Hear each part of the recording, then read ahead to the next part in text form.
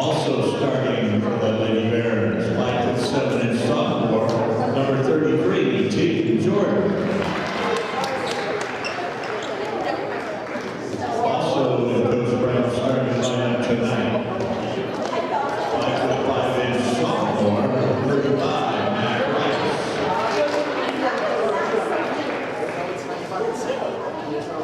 Also in the starting lineup for the Lady Bears, 5'8" freshman, 42, Colby Oliver. And rounding out the Bears starting lineup, number 50, 5'4" freshman, Cam Eagle.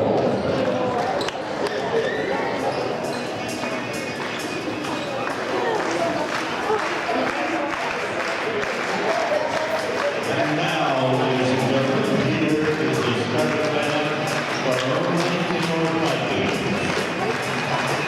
First of all, on forward, 5'7" junior, number 5, Elizabeth Nielsen. At center, number 20, Kathy Lorenz. At one forward, to the right, 5'8" junior, number 21, Alex Doyle.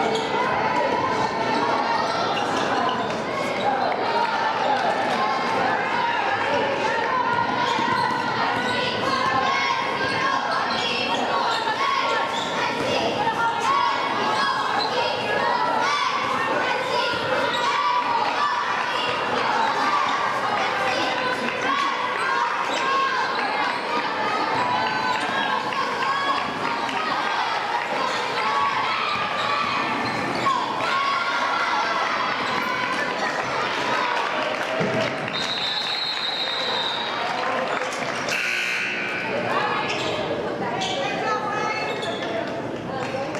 2, taking the court into the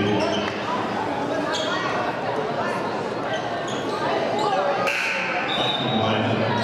Number 4, Amy Thompson reports in for the Vikings.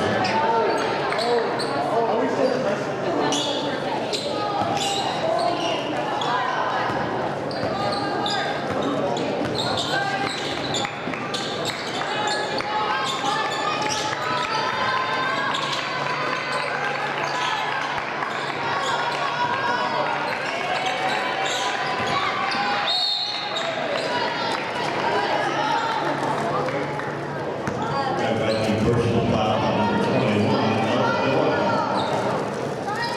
it'll be Lady Barron's ball on the baseline.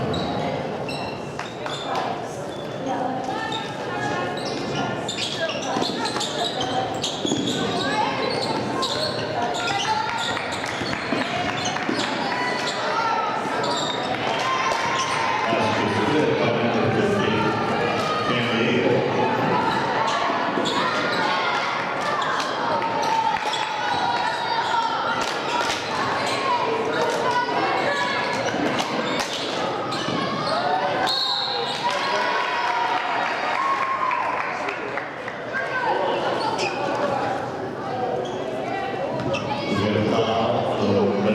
Number 5, frame 3. It'll be Viking basketball on the baseline.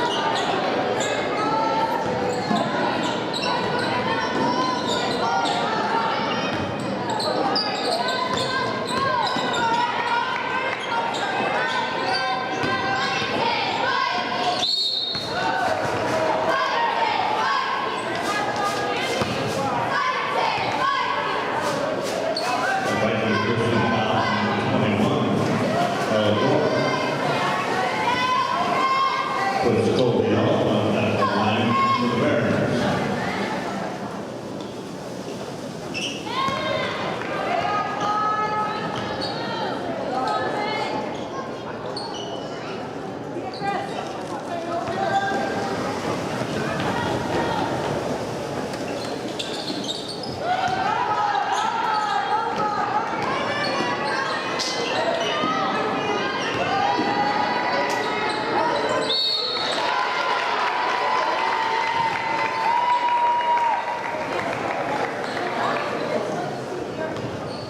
That personal foul on number 42, Colby will put Amy Thompson at the line for the Vikings.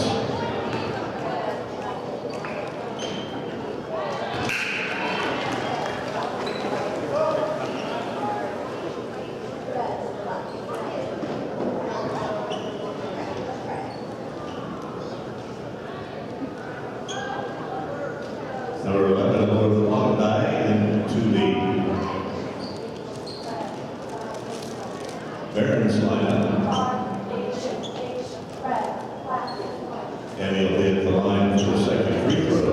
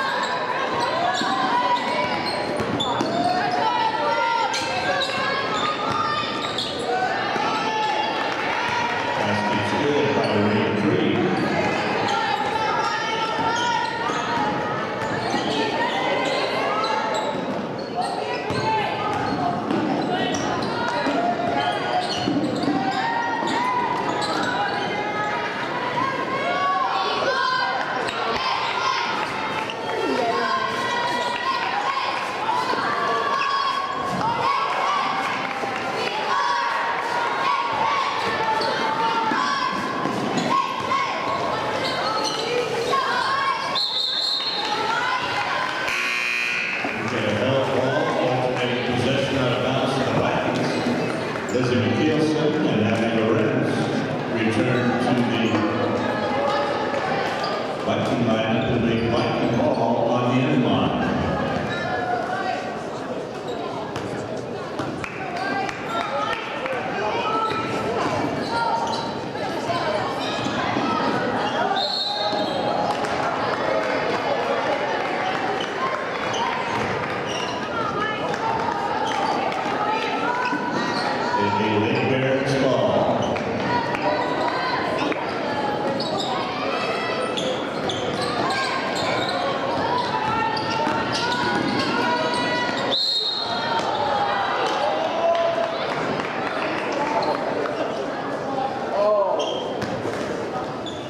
Personal foul, number 23 for the Vikings, Haley Doyle. It'll be Lady Barron's ball on the baseline.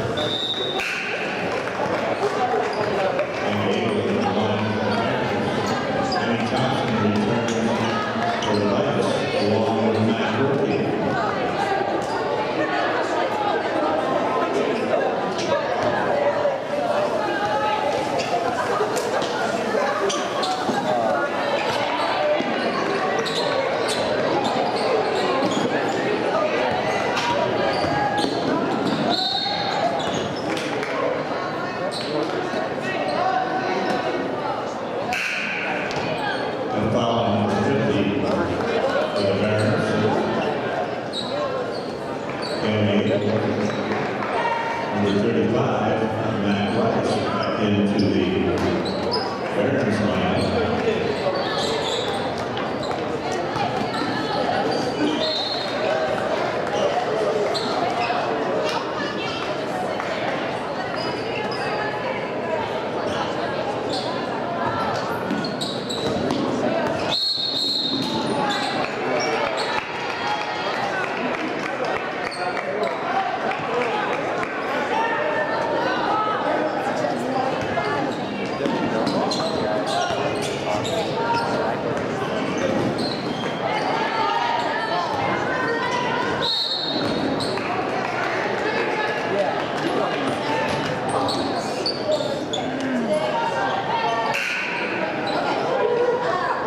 Number 11 into the Viking line. It'll be Veterans Ball.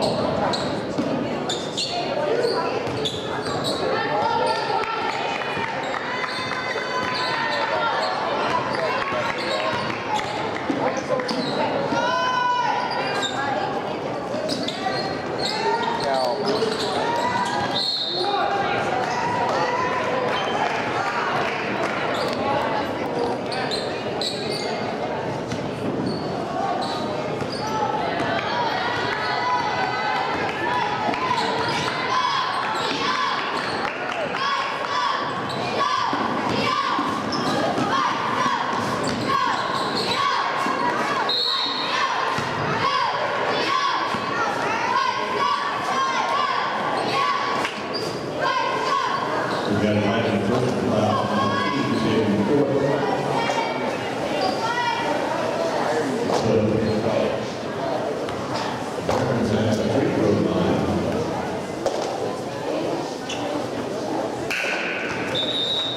Matt Rose successful on the first free throw.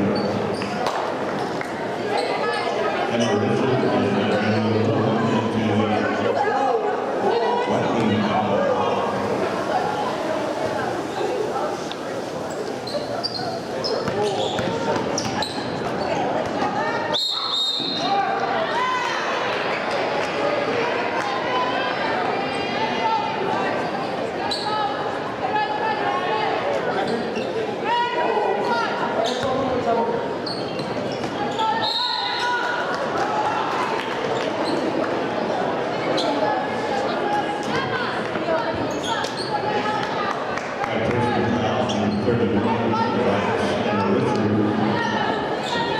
Veterans Ball.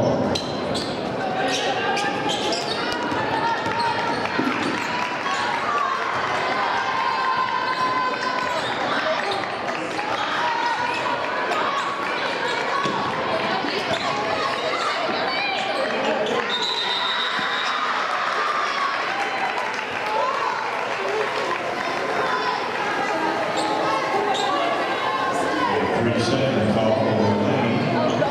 Viking ball.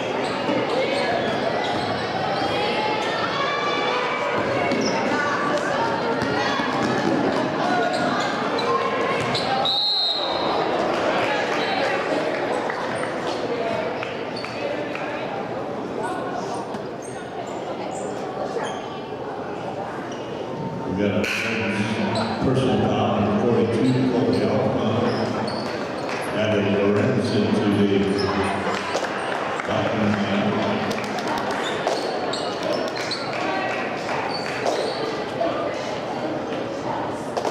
Right, Hartzell in for the Veterans.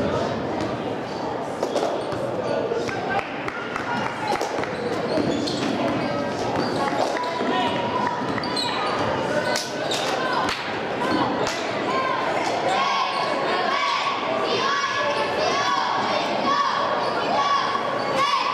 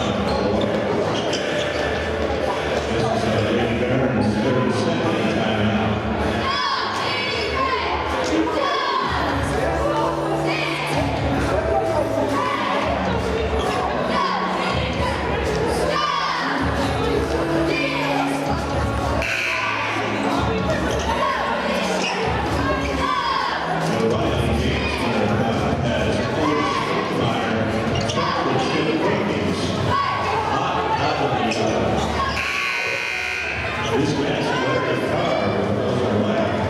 Billy got it. Otis Fire, Chuck, to the cookie.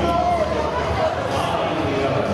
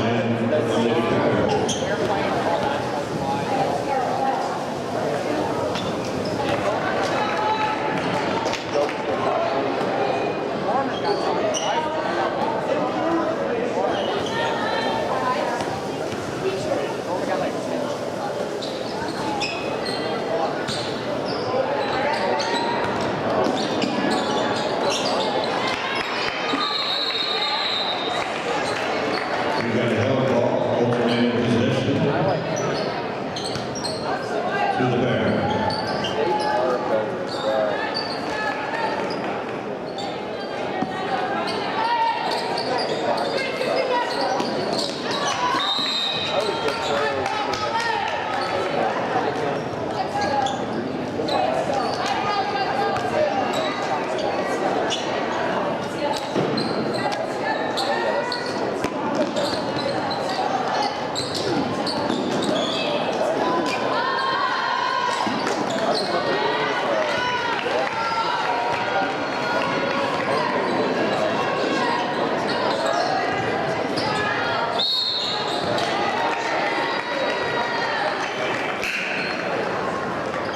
First round, Cookie, Family, number 10, Ray Harrison to Aaron's lineup, and Teddy Court and Emmy Thompson reported in for the Vikings.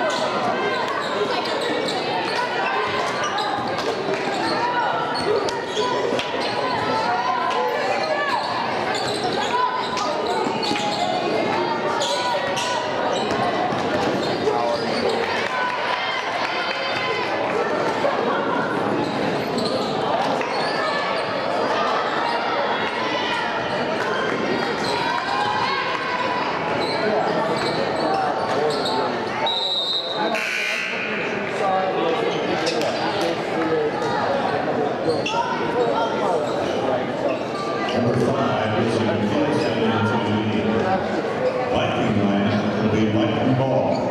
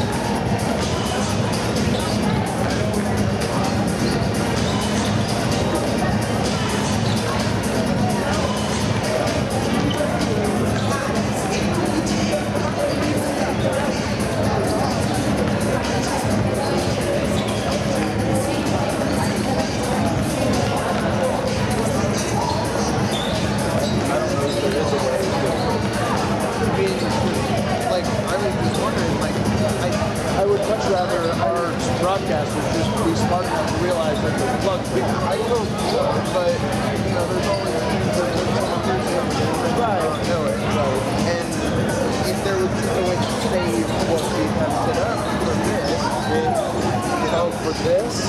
No, for this, like how it's set up. It's just like that every time I open it anyway. Even if he kicks it right now, when you open it up, and granted, I'll have to go through and reset up a few little things, but for the most part, it's saved already. It's just, yeah, it's not like on Google Drive, like if it suddenly, like if your computer shuts down, it's already saved to Google. This doesn't have the cloud-based stuff like that. I don't know. I wonder if they added that when they updated it. That made me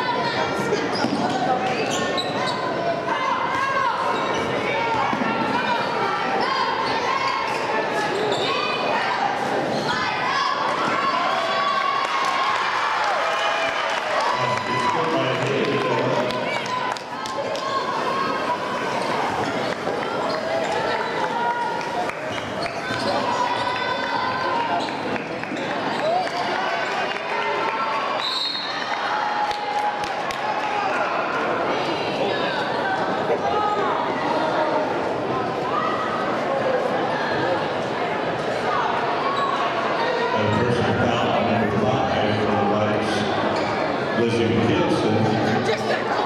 Aaron's ball.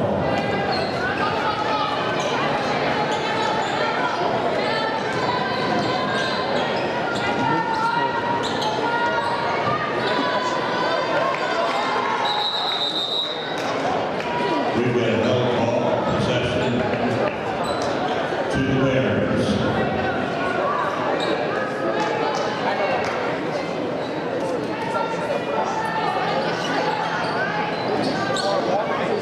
I just said how much bounce it is. I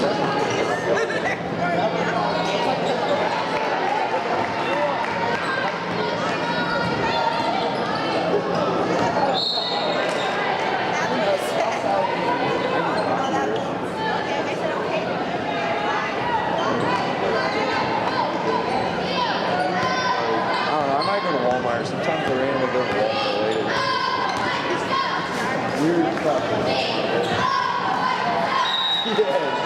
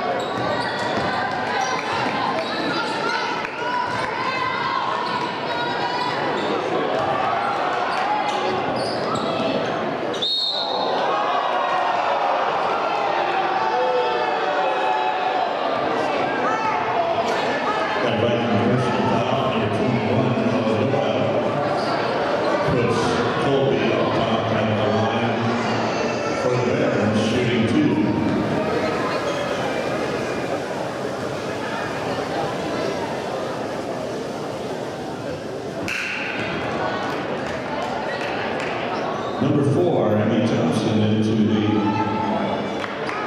Viking lineup.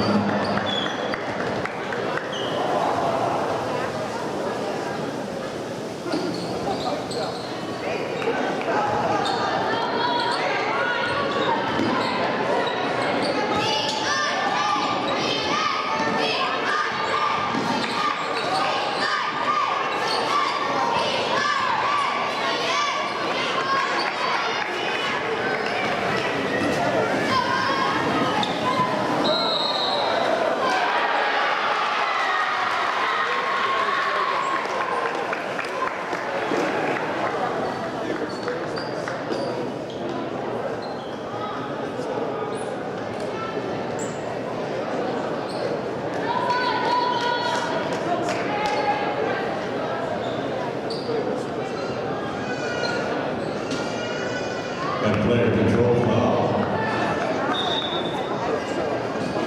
on Barons, Abby Lorenz and Emma Richard into the Viking lineup.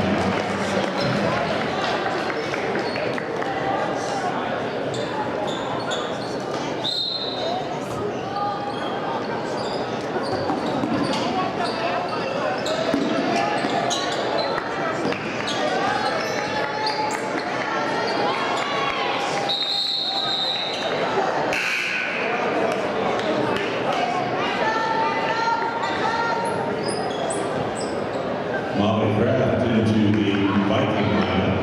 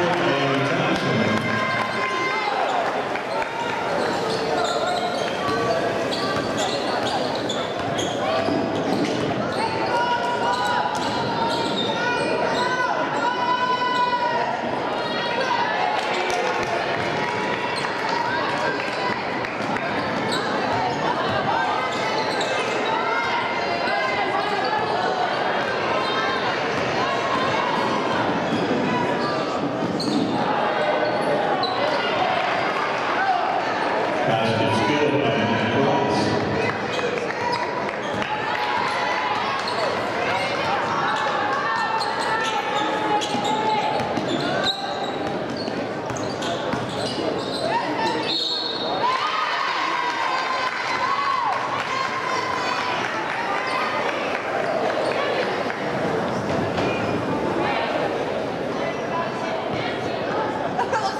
Got a personal foul on 35 by Bryce. Puts Emmy Thompson at the line for the Vikings.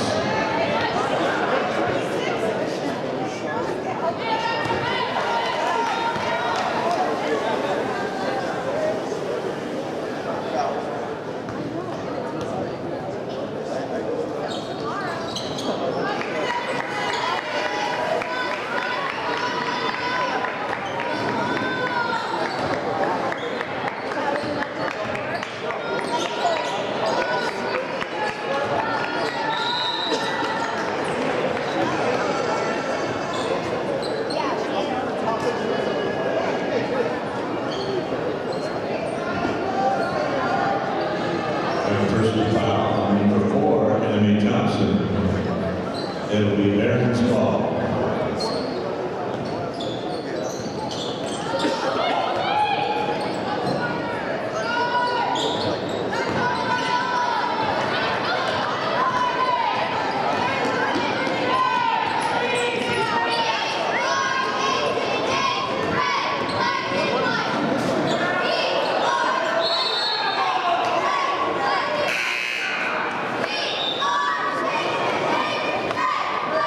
Emmy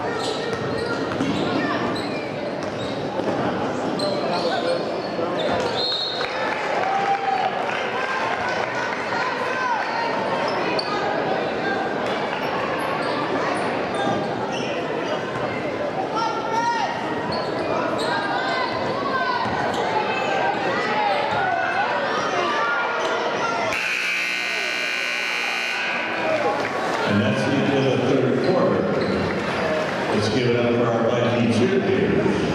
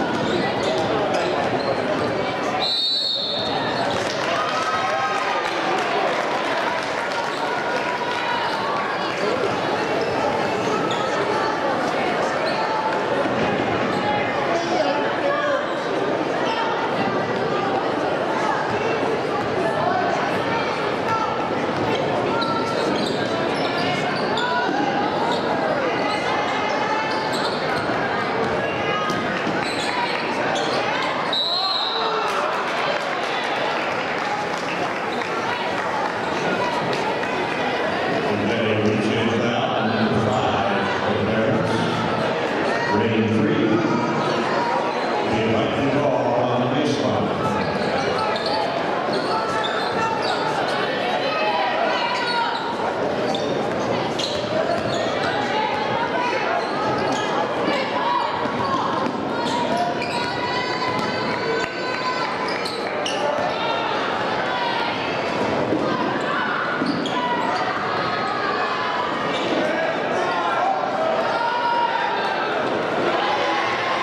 Three-point bucket's good by Lane 3.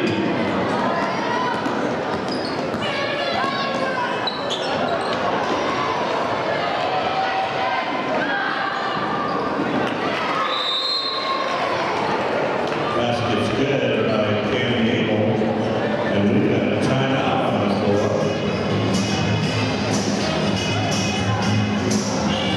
This is a Viking full timeout.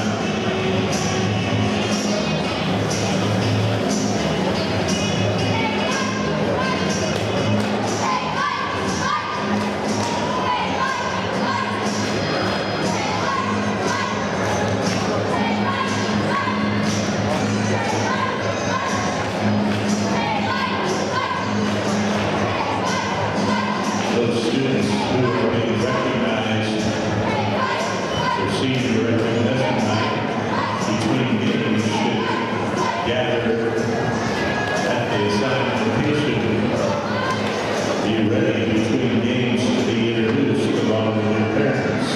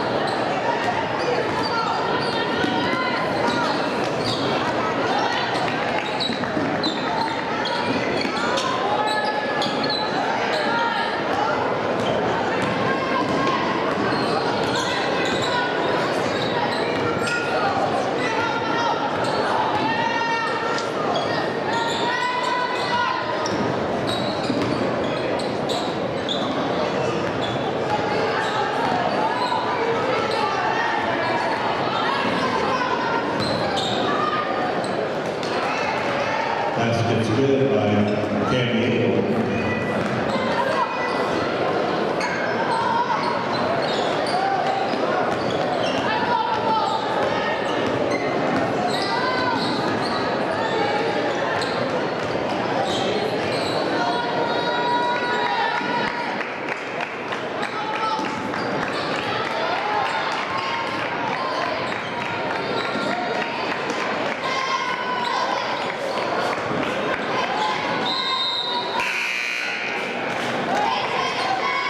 In Thompson and Taylor into the Viking line will be Viking ball in the backcourt.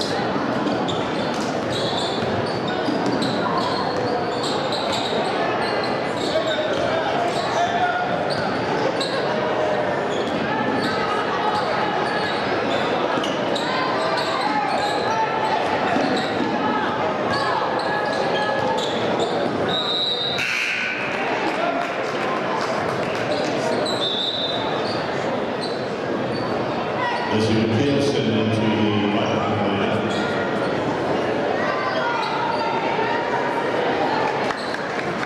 It'll be Veterans basketball.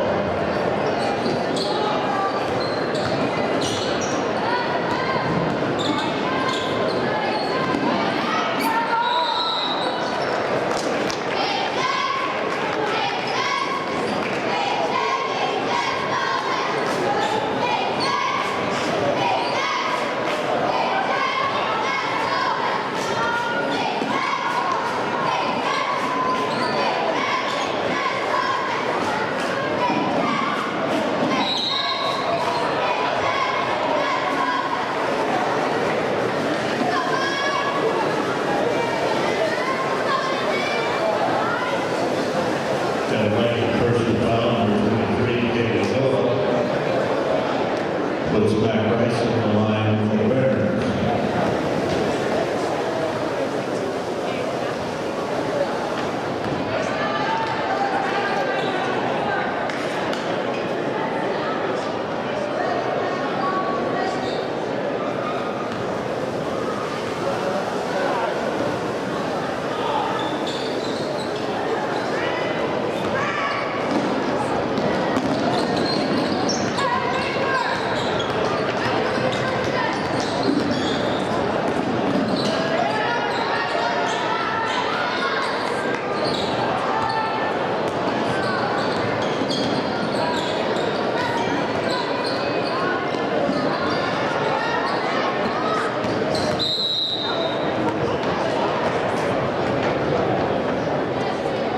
And Viking personal foul, number 23, Gaten Doyle.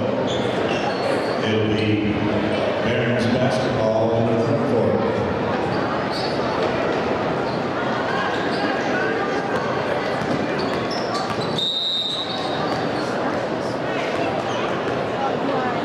We've got a Viking personal foul, number 11, Molly Kraft.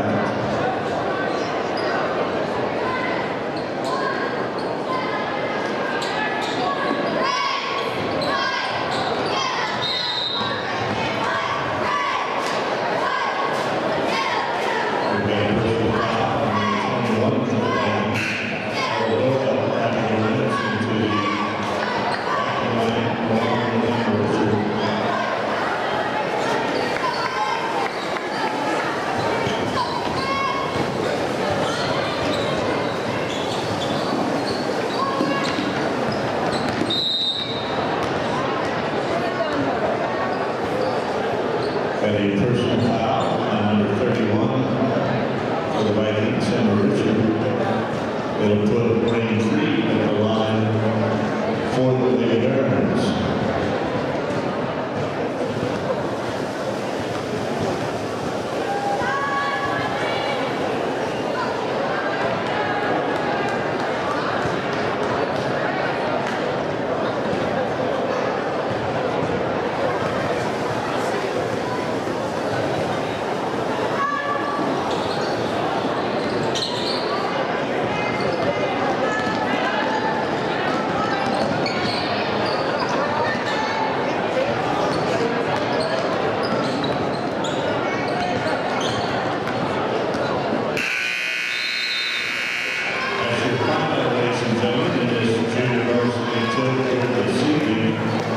Congratulations to Danielle Vernon and the Lady Barons victorious.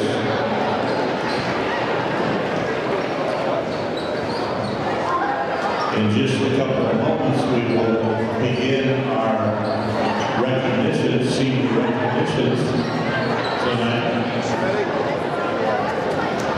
We will begin with the junior RTC members, then we'll move to the band, and then girls basketball.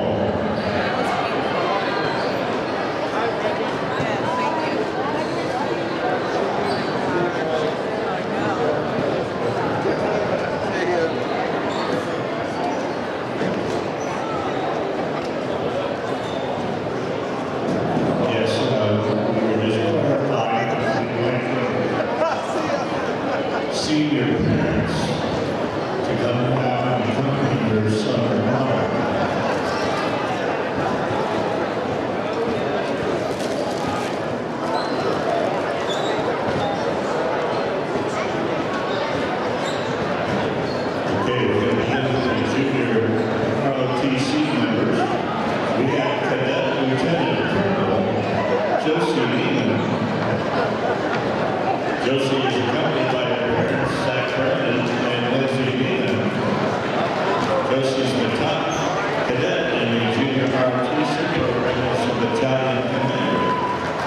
She's been part of the program for 4 years, part of the color guard for 4 years, captained that, participated in labor for the junior ROTC for 4 years. Outside of junior ROTC, Josie's been a part of varsity seniors for 3 years. 3 years in Vikings volleyball in the National Honor Society. After high school, Josie plans on attending Purdue Fort Wayne, majoring in elementary education. Josie also plans on being part of the Indiana Army National Guard. Ladies and gentlemen, Josie Neiman. Next up is Cadet Corporal David L. Watson-Heiser. David is being accompanied by his parents, Jeremy and Kristen, his sister Gracie, and brother Isaac Watson-Heiser. David maintained a 3.7 GPA, has earned an academic letter, participated as a raider for 2 years, been part of the color guard for a year, also color captain for a year. He also achieved the Eagle Scout designation his freshman year. David participated in the automotive program at the Learning Center. He passed all 5 of the ACE certifications. David plans on attending the University of Northwestern Ohio to pursue a degree in auto and diesel technology, as well as a business degree. David's dream is to follow in his father's footsteps by going into the workforce as an auto diesel mechanic. David L. Watson-Heiser.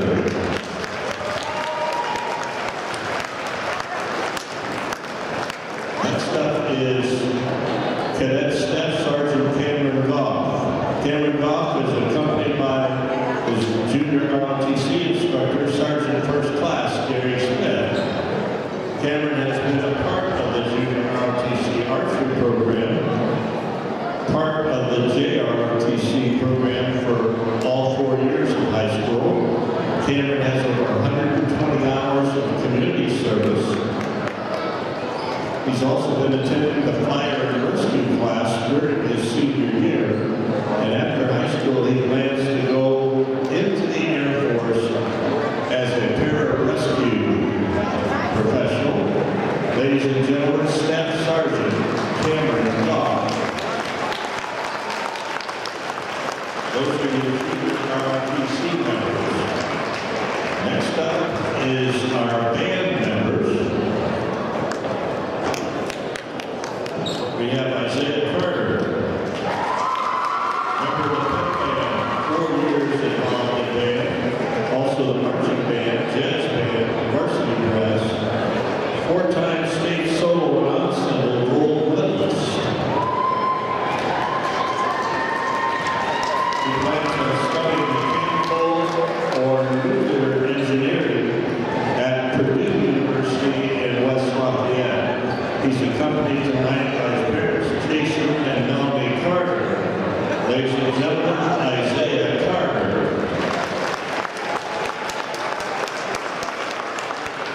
Next up, we have Gavin Prego, pep band member, 4 years, marching band, quiz bowl, top 25 of his class for 3 years.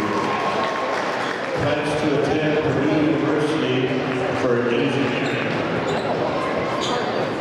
He's accompanied tonight by his parents, Lindsay Wisher and Chris Prego. Ladies and gentlemen, Gavin Prego. Next up, we have Brianna Geyer, 4 years in the pep band, marching band, winter percussion, wind ensemble, concert band, jazz band, musical band, solo and ensemble, and the honor band. I don't know if there are any more bands that she could be part of, but we congratulate her. She plans to attend Purdue Fort Wayne for music education, accompanied tonight by Kimberly Huntington. Ladies and gentlemen, Brianna Geyer. Next up, we have Jack Hawkins, pep band member for 4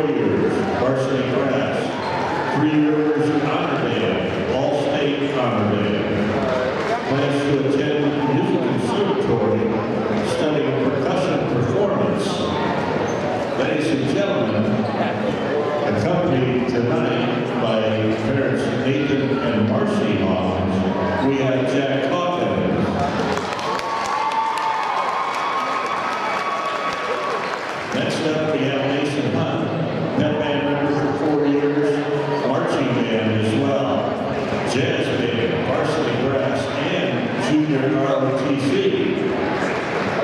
Plans to be in the Army as a combat engineer following high school.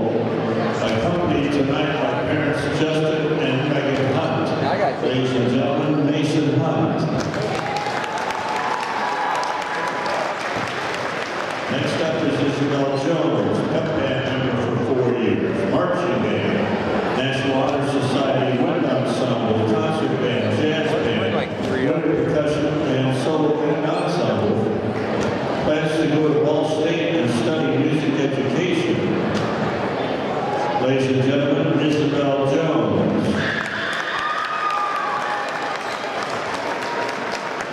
Next up we have Sophia Kemp, show choir and Viking volume. 4 years involved in that. Varsity brass, junior Rotarian president, and student council, class council, ESMA, percussion ensemble, and concert bands. She plans to further her education in music ministry and become a better disciple of Christ. Accompanied by Sarah Kemp, her mother tonight, Sophia Kemp.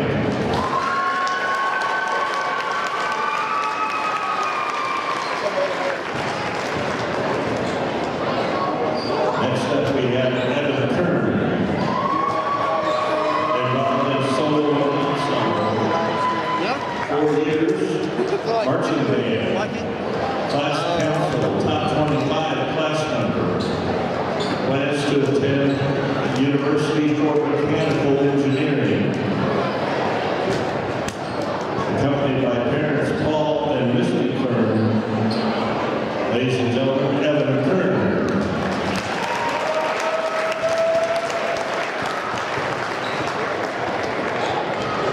Next up we have David Myers, pep band, 4 years, marching band, winter percussion, jazz, concert band, wind ensemble. Plans to go to Ivy Tech and get a bachelor's degree, accompanied tonight by parents Denise and Chris Tech. Ladies and gentlemen, David Myers.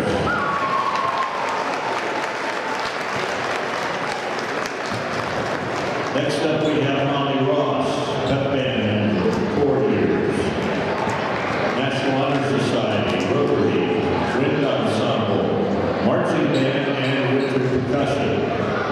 Plans to attend Purdue, West Lafayette for chemical engineering.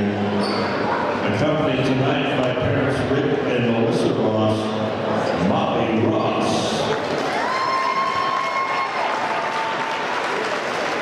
Next up we have Kate Westerman, band member for 4 years.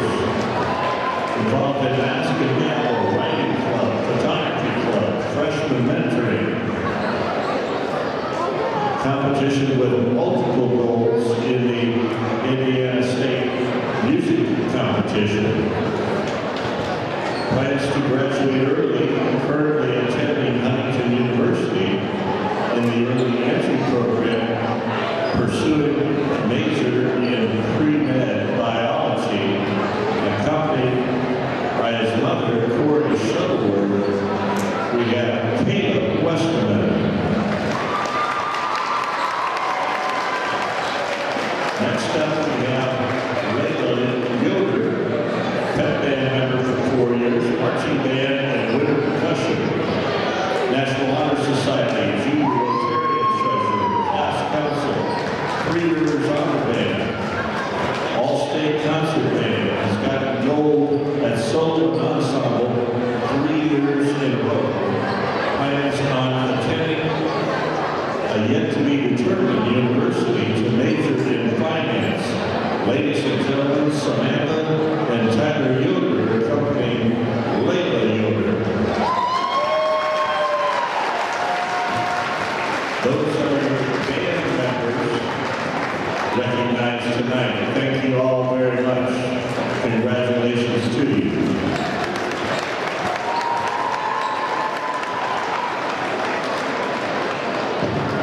Next up, we have members related to the girls' basketball program.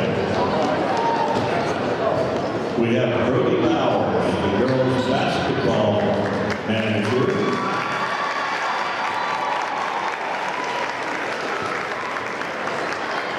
Been volunteering for sporting events here at Huntington North and wants to apply to work as a staff member here at Huntington County Community Schools, accompanied by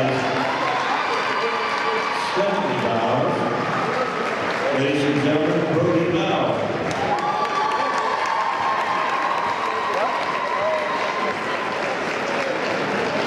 Next up, ladies and gentlemen, we have Keegan Rose. Keegan's the girls' basketball manager, also a football manager. Plans to attend the Eagle program at Huntington University. And Keegan spared no elevation here tonight.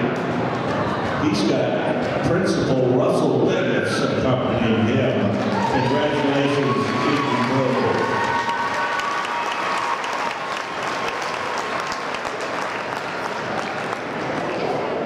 Next up, we have Adriana Luan. Basketball here at Huntington North. Adriana plans after high school here to go back to Spain to finish her 2 years of additional training there and go on to college. She's accompanied by her host parents, Samantha and Chad Holsinger. Ladies and gentlemen, Adriana Luan.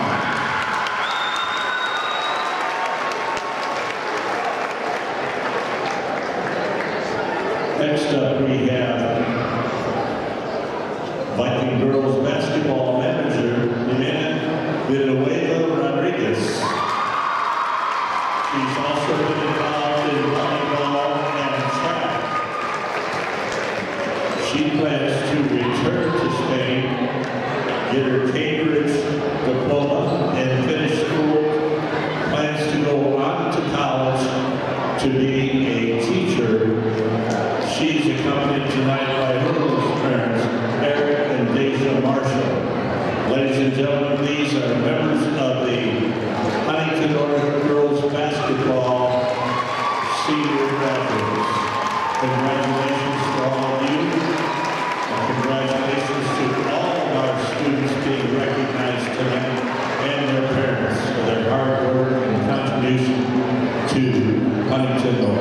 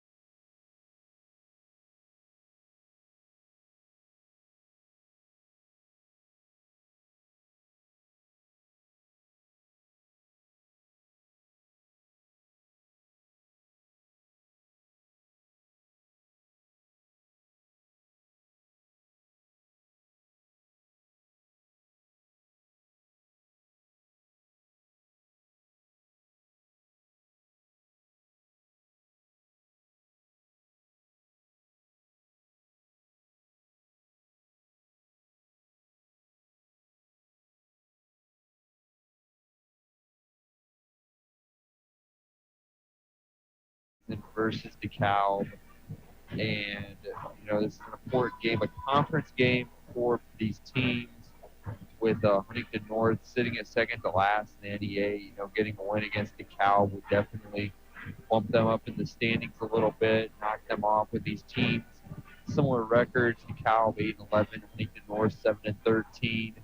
DeKalb also has a new coach, Mark Pixley, former head coach at Bishop Lures, off to an 8-11 start in his first season with the Barons, and then Coach Andrews 7-13 in his first season with the Vikings, and 174-57 in 10 years at high school girls basketball coaching. Yeah, their lead scorers, Abby Harris with 11 points and 3 rebounds, Ellington Sparkman with 9 points and 3 rebounds, and then Kyla Kedjadellen, 10 points and 4 rebounds. And for your Vikings, Lucy Reich with 16 points, 4 rebounds, Ruby Grog with 9 points, 6 rebounds, and Addie Richardson with 9 points and 6 rebounds. Yeah, those have been, the main performers for Huntington North throughout most of the season.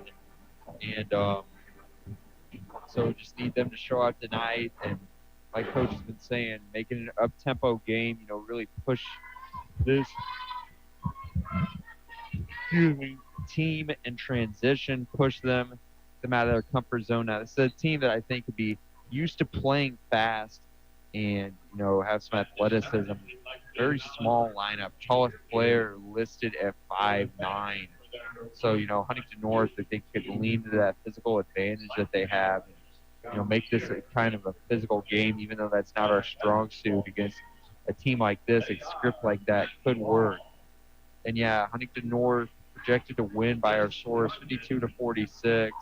Won against this team last season. And over the last 25 seasons, Huntington North has an 8-3 advantage over the DeKalb Barons. So you need to keep that momentum going into tonight's matchup. And like we were saying earlier, this game could go vary because both are really young teams with not a lot of size and the same record. So we have basically the same team, but it could vary tonight. It could be home court advantage, and if we get hot, we get hot. So it could really vary tonight how this plays out. Yeah, both of these teams, like we already said, coming off some losses, to DeKalb, pretty bad loss, 68-28 at the hands of Columbia City, and the Lady Vikes losing, as we said before, 50-25 against Belmont. Teams against common opponents this season, DeKalb's 3-8, Huntington North 4-7. So these teams seem very evenly matched on paper. I just think, this is going to be a game of swings and momentum and, just who is riding the hot hand, whose players are executing the matchups better. I think it's going to be a very down-to-the-wire game tonight. Yeah, like you said, it could be really different depending who gets hot, who plays well. Because Lucy Reich, like you said, has only had 6 points against Belmont. She has not been on a hot streak recently, and that's usually our lead scorer. Like we said, she's averaging 16 points. So we got to get her hot. If I was Coach Andrews, I would try to shoot as much around in the paint because we have a size advantage on us. Yeah, I just think, as you said, Logan, and I totally agree. I just think using size advantage, using that to your advantage, main thing, bringing that physicality to the table may be very useful tonight in a game, kind of muddying up this game a little bit, if you will. In this very evenly matched matchup. I just think, these teams both going to play very hard, both very young teams. I just think that, you need to stop the DeKalb scores as well. They have some pretty decent scores, spread attack. Just stop them at the point of attack. Very important here tonight, I think. Just keep trying to play good defense. I don't think we're a bad defensive team. I just think, the issue comes in with the Lady Vikes just giving opponents easy shots at the line, fouling a lot, and not playing complementary basketball for 4 quarters. Yeah, we really seen that in the fourth quarter with this Vikings offense. They'll foul a lot in the fourth quarter and give them 3 points, and those points will add up. And we've lost a couple of games just because of free throws. Yeah, the free throws are very important, especially when you're fouling at a pace like that. It's more just, not playing complementary basketball. You have to put yourself in position to succeed, and I don't think this team has done that every game this season. But you just have to, keep fighting to the end and really just, make it a 4-quarter game, not a 2-quarter game like we've seen in some of these matchups. Lady Vikes are very, they go in swings. They're a very streaky team. You have to play consistently from buzzer to buzzer, half to half. You really just can't take your foot on the gas, especially in close matchups like this one figures to be tonight, obviously. And we're going to hear from Coach in a pregame interview here while the national anthem is played. So I'm here with head coach Gary Andrews. And Coach, following kind of an impromptu week off from everything, how are you keeping the team focused and sharp heading into tonight's matchup? Well, I don't know if we're going to be sharp. We had 3 days off and we couldn't practice because of the weather. So yesterday was our first practice we had since we played Saturday. So we're just going to come out, try to play as hard as we can. Hope we shake off a little bit of the rust. We're just going to do the best we can. All right. And following a tough loss to a pretty stout Belmont team, how are we going to get momentum rolling in the right direction here tonight and come away with the win? Yeah, Belmont's really good. We didn't play that great. We're going to come out, try to make it up-tempo, try to get some fast break buckets, and get going. And how do you see us performing in transition tonight? This is a team with a lot of small players that seem to have a lot of athleticism. So how are we going to keep that tempo up? I mean, that's our strength, is just running the floor and get the ball down the floor. So that's how we got to play. All right, and just summarize, what are the keys to a great win here tonight? Take care of the ball, hit shots, play great defense, rebound, and run. All right, thank you for your time, Coach. Have a great game. Thank you.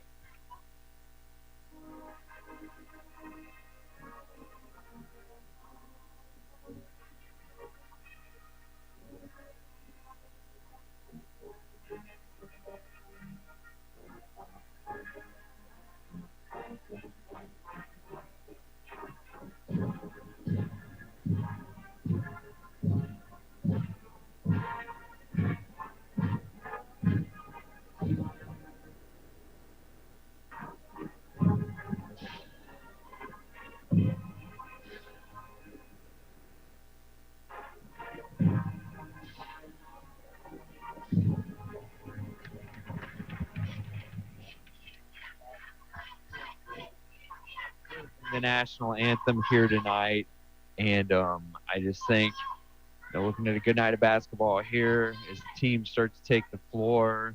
You're gonna hear the starting lineups for each. I just think Huntington North got to keep the momentum going and just play well heading into sectionals. For a presentation of the colors this evening. And now here are the starting Got the starting lineups for the teams, as I just mentioned here. First off, for the DeKalb Barons. One starter, a 5'7" sophomore, Number 4, Molly Sonnenberg, sophomore.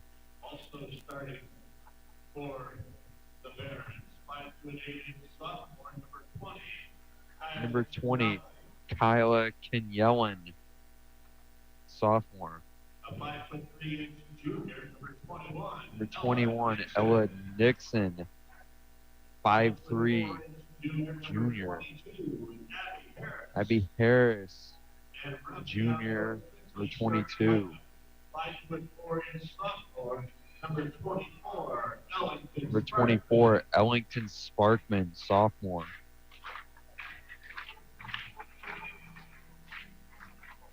And now, ladies and gentlemen, here is And now for the Lady Vikings. starters for Huntington North Vikings. At one guard, 5'8" sophomore, number 10. At point guard, 5'8" sophomore Lucy Wright. Also in the starting lineup tonight, 5'9" freshman. 5'9" freshman at 4, number 11 Kendall Lee Haven. Into the backcourt, 5'7" junior. In the backcourt, number 12 Riley Wilson, 5'7" junior.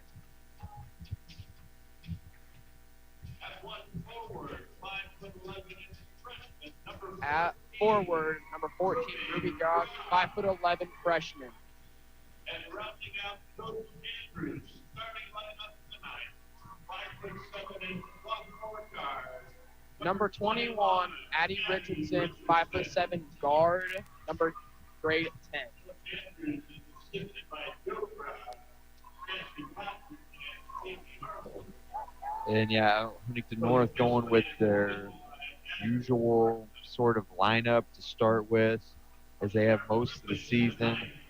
And DeKalb having obviously their two leading scorers slotting into their starting lineup, and with some players that I'm guessing Coach Pixley sees, complementing his point of attack on both sides of the ball pretty well. So it's going to be interesting to see how these teams start out tonight.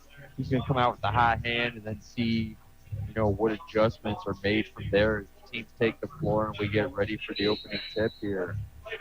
And we're off. Opening tip going to Huntington North. Wilson to start. Passing it over to Richardson and then back to Wilson. DeKalb trying to keep the space minimal on defense. Over to Grog, just kind of harassed by two defenders. Reich already taking a three-pointer, and it's going to be no good off the top of the backboard. They're not going to call it out of bounds. DeHaven's going to pick it up and bank it in off the glass. So 2-0 Vikes to start. Now DeKalb's turn. Let's see if they can answer.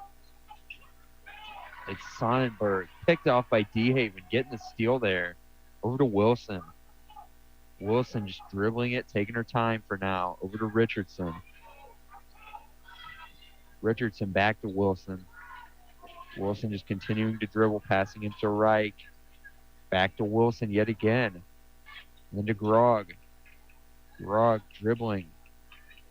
Off the block, looking for a pass. She does get the pass to Richardson. Richardson back to Grog. Grog three-pointer. That one's good. Good shot to start by her. And it's going to be 5-0. Huntington North taking the lead here early. Now DeKalb trying to answer. Lady Vikes get another steal. Richardson with it. Averaging about 3 a game. Very good at the point of attack. Really taking the ball, forcing those turnovers. Now it's DeHaven with it. DeHaven trying to fight through contact to get the shot off. She can't get it to fall. It'll be Barron's basketball on the end line. And now it's going to be Barron's basketball on the baseline. DeKalb. And can't get the shot to go. Picked up by Grog on the rebound. Over to Wilson. Passing it to Richardson in the corner. Driving in. Loses the ball. And then DeKalb heading the other way with some speed. It's Harris with it. Officials waving it off. DeHaven fighting to gain possession there.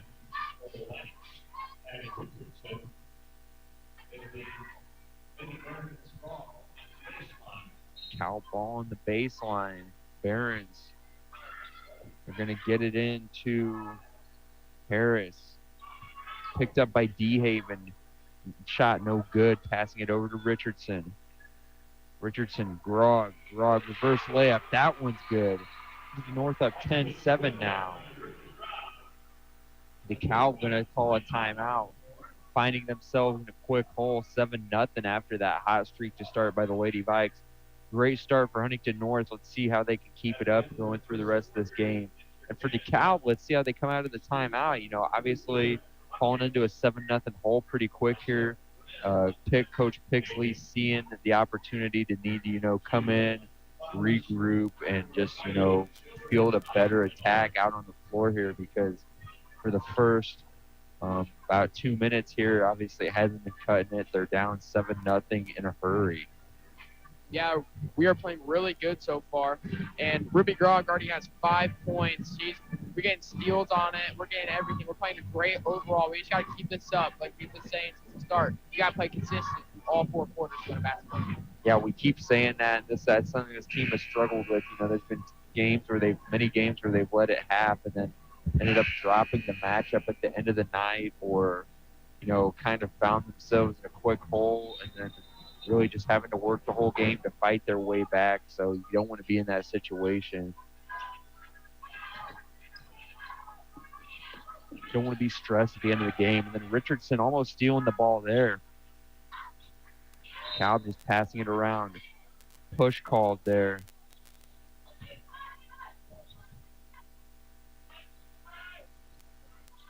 Officials calling the push here.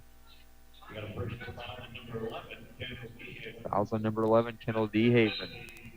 Her first of the night. Now it's Barron's ball yet again. Passing it over to Harris. Harris. Wright gets a hand on it. Barron's just passing it around. Shot is up. No good by Harris. And it's going to go out of bounds. So now Huntington North with another chance to score. They have possession yet again. Richardson taking it out of bounds for the Vikes. Going to get it into Wilson. Passing it back over to Richardson. And back to Wilson yet again. Wilson to Richardson. DeGrog back to Richardson. Back to Wilson yet again. Over to DeHaven. And that is Harris getting a hand on it for the Barons. Going to go out of bounds. So possession will stay here for Huntington North. Number 33, Tegan Jordan. Number 33, Tegan Jordan, getting into the lineup for DeKalb. Huntington North getting it into Reich. Goes for the layup, going to be off the bottom of the rim. Can't get that one. Heading the other way, the Barons with a chance to get their first score here. And they're not going to do it. Going to be called out of bounds on them. So now Huntington North with yet another chance to score early here. Wilson with it, passing it over to Reich. And then Richardson driving in. Officials blowing a whistle, and a foul will be called. First one of the night for DeKalb on number 20, Kyla Kindlin. So her first and the team's first of the night. Now it's going to be Vikes ball on the baseline. Vikings getting it in, attempting to get it into Reich. And getting between the two players on the pass there is Harris for the Barons. So going to be another out-of-bounds play going to stay here for Huntington North. Getting it into Grog. Over to Richardson, driving in. Puts the shot up, no good. Now they're taking it the other way. It is Kindlin with it. Passing it over to Harris. Three-pointer, no good. Rebounded by DeHaven. Still a 7-0 game. 4 minutes to go in the first. Richardson, three-pointer. No good. And that one is going to hit the top of the backboard. Going to take it the other way is the Barons. Barons get it into Harris. Over to Jordan. And getting the layup is Kindlin, number 20. So gives the Barons the first points of the night. Now a 7-2 ball game. Vikes leading, 3:48 to go in the first.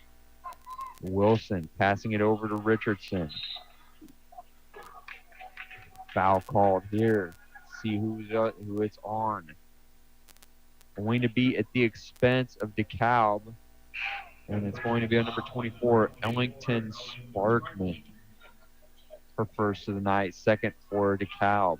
Again, 3:42 to play in the quarter. Lady Vikes leading by 5. Reich getting it in. Trying to spin her way to the rim, lose control of the ball, going to pick it back up. DeKalb going to steal it. Getting it down to Kindlin in the front court. And Coach Andrews kind of frustrated with the team's effort, looking for more fighting under the glass there. Pretty frustrated here with, holding a 7-point lead. Now that leads only 3 points, 1 possession. It's now a 7-4 game, 3:29 to play in the quarter. And Lady Vikes looking to regroup here. I think DeKalb probably taking the opportunity to just look some things over as welcome as well, just because, you know, they kind of reversed the momentum, really gotten it going in their direction more. They've just reversed the tide of the game. They were down 7-0. Now they've gone on a 4-0 run. So Huntington North got to get themselves back in this one. And like we said, you can't play in streaks. You have to play buzzer to buzzer. Yeah, you got to play consistency, like we've been saying from the start. Consistency has been killing this team all year, and you can't have slow starts. I mean, not slow starts. We had fast start, and then we started slowing up a little bit. You got to stay hard and aggressive the whole game. Exactly, like you said, Logan. You gotta attack. Wilson with possession, getting it over to Wright. Wright going for the layup, can't get it. DeKalb getting possession here. It is Sparkman with it. DeKalb passing it around. 3-pointers no good by Sonnenberg, but DeKalb's going to maintain possession. Harris passing it off to Sparkman again, no good. That's Kindlen with it. Going for the layup is Sonnenberg, and she's going to get it. Now it's a 7-6 game. 2:45 to play, so Huntington North only leading by 1 now. Reich double team, trying to look for a pass. Going to get the pass off to Wilson, and it's like they're going to call a 10-second violation here on Huntington North. Barron's ball now. Sonnenberg taking it out of bounds on the sideline. Huntington North making a sub. Addison Winter for Lucy Wright, taking a breather for a moment here.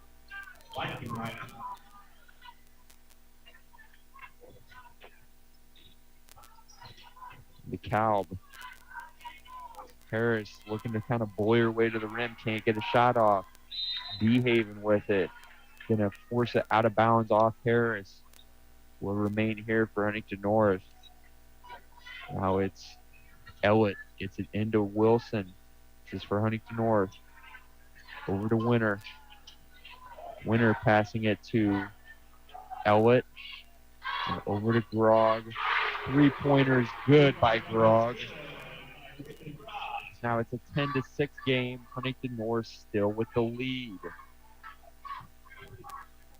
Vikings leading 10-6. 1:58 to play in the quarter. They're going to get it over to Sparkman, losing control near the Vikings bench.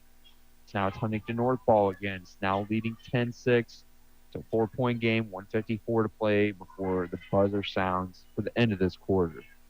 Wilson passing it over to Winter for Huntington North. Winter going side to side, trying to fight off this defense. Now it's Ellett with it, looking for a pass. Back over to Winter. She's going to get it. Passing it over to Grog. Grog losing her footing, going to get picked up by Wilson. Kind of dropped the ball there. Ellett, 3-pointer, no good. And DeKalb will get the rebound. This is Sparkman with it, passing it over to Sonnenberg. DeKalb just passing it around. Over to Sparkman. Shots up, and it's good. Now it's Huntington North ball. Wilson passing it over to Winter. Winter back over to Ellett. Grog. Shot is not going to be off. Instead, Grog's going to get fouled. And this foul is going to be on number 20, Kyla Kindlen. Her second of the game, third for the team for the quarter. Going to send Grog to the line, shoot some free throws. 54 seconds to play in the quarter. Huntington North up by 2, make that 3 points. Grog making that free throw. And Lucy Wright, Claire Schaefer heading into the lineup for Huntington North. Now, Ruby Grog, shot up, and it's good. Now, 4-point lead for Huntington North, 12-8. 53 seconds to play in this one, and it is Jordan with it, passing it over to Nixon. Sparkman, DeKalb just passing it around, spreading around, trying to burn some clock. 36 to play. Steal force there by Schaefer, but it's going to go out of bounds off her. Will remain here for DeKalb.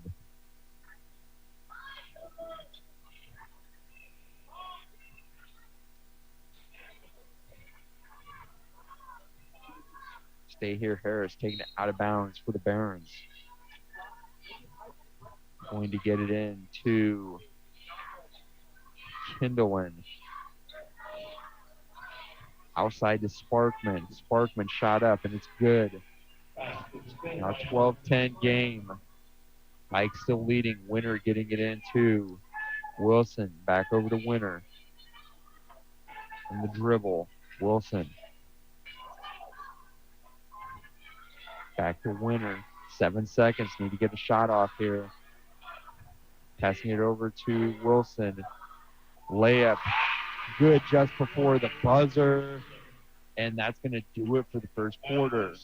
Huntington North leading 14-10 after one against DeKalb.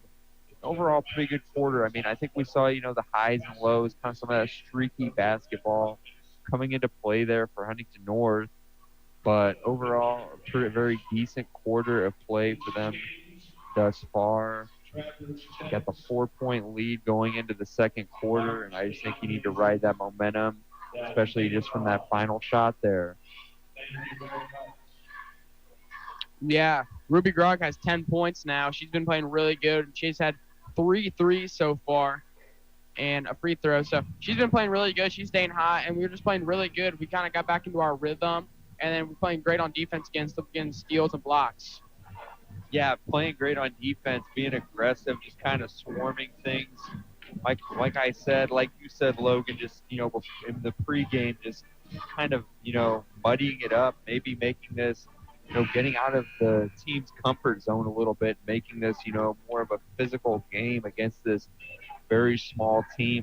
That tallest player in their lineup's only standing at around 5'9". I think, that game plan has worked out fairly well, and, it's central to Coach Andrews' game plan, just playing great defense and protecting the ball. I just think, overall, playing just some great complementary basketball. It's working great for the Lady Vikes thus far. And Huntington North will get it into Harris. Harris on the dribble. Passing it over to Sparkman. Three-pointer after another pass to Jordan is good. So it's going to be a 14-13 game here now. 7:39 before the halftime buzzer. Huntington North now. Schaefer fighting. Going to maintain possession. Getting it over to Wilson. Wilson to Grog. Grog losing control for a moment there before the officials blow the whistle.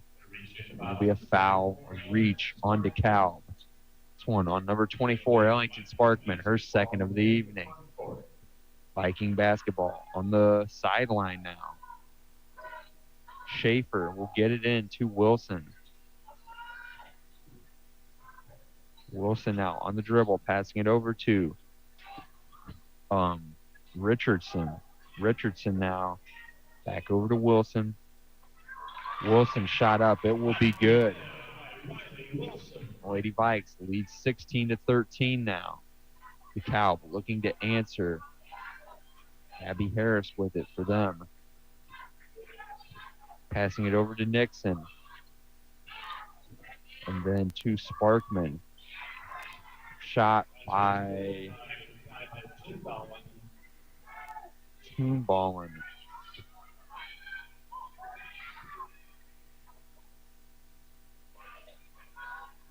Now the Lady Vikes looking to respond to that basket here. Richardson with it. Dribbling. Got a pass off to Wilson. Back Richardson with the three. No good. Fighting for the rebound. Grog and two to Cal Barons. Barons going to get it. No, that pass was not good. Thrown behind Sparkman. And a held ball. And possession will go to the Vikings out of bounds. For 11, Kendall DeHaven now getting possession for the Vikes. It will be their basketball in the front court. They will get it over to Wilson. DeHaven dribbling, looking for the pass. She will get the pass to Reich. Reich over to Wilson. Now it's Richardson finding some space, driving, gets the layup to go. 18-15 game now. Huntington North leading, 5:50 to play in the quarter. DeKalb now heading the other way.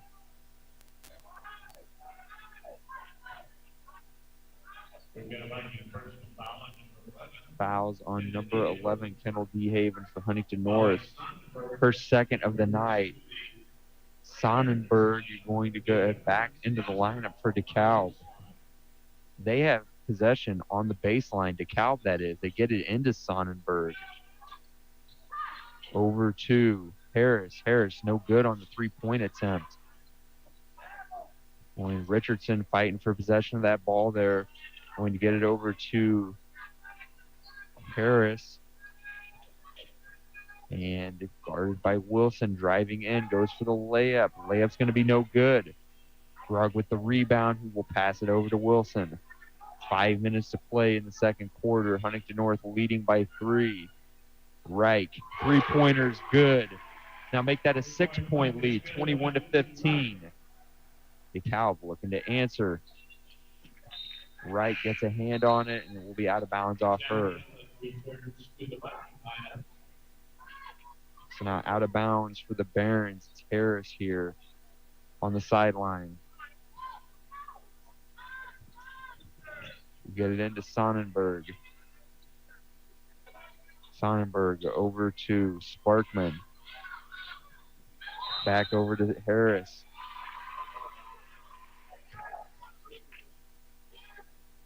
And now Richardson out of bounds for Huntington North. Gets it into Wilson. Wilson over to Ellett. There will be pause here. It's like a foul. Pixley not very happy with the Barons calling a timeout here. Trying to rile him up. He seems not happy with their effort, and after committing another foul there, that one coming at the expense of Ella Nixon, number 21. So their second thus far through about 3 minutes of this quarter. Need to foul a little bit less, I think he feels, and I agree.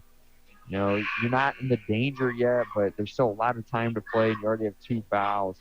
North only has 1, so both teams just taking a chance to regroup here.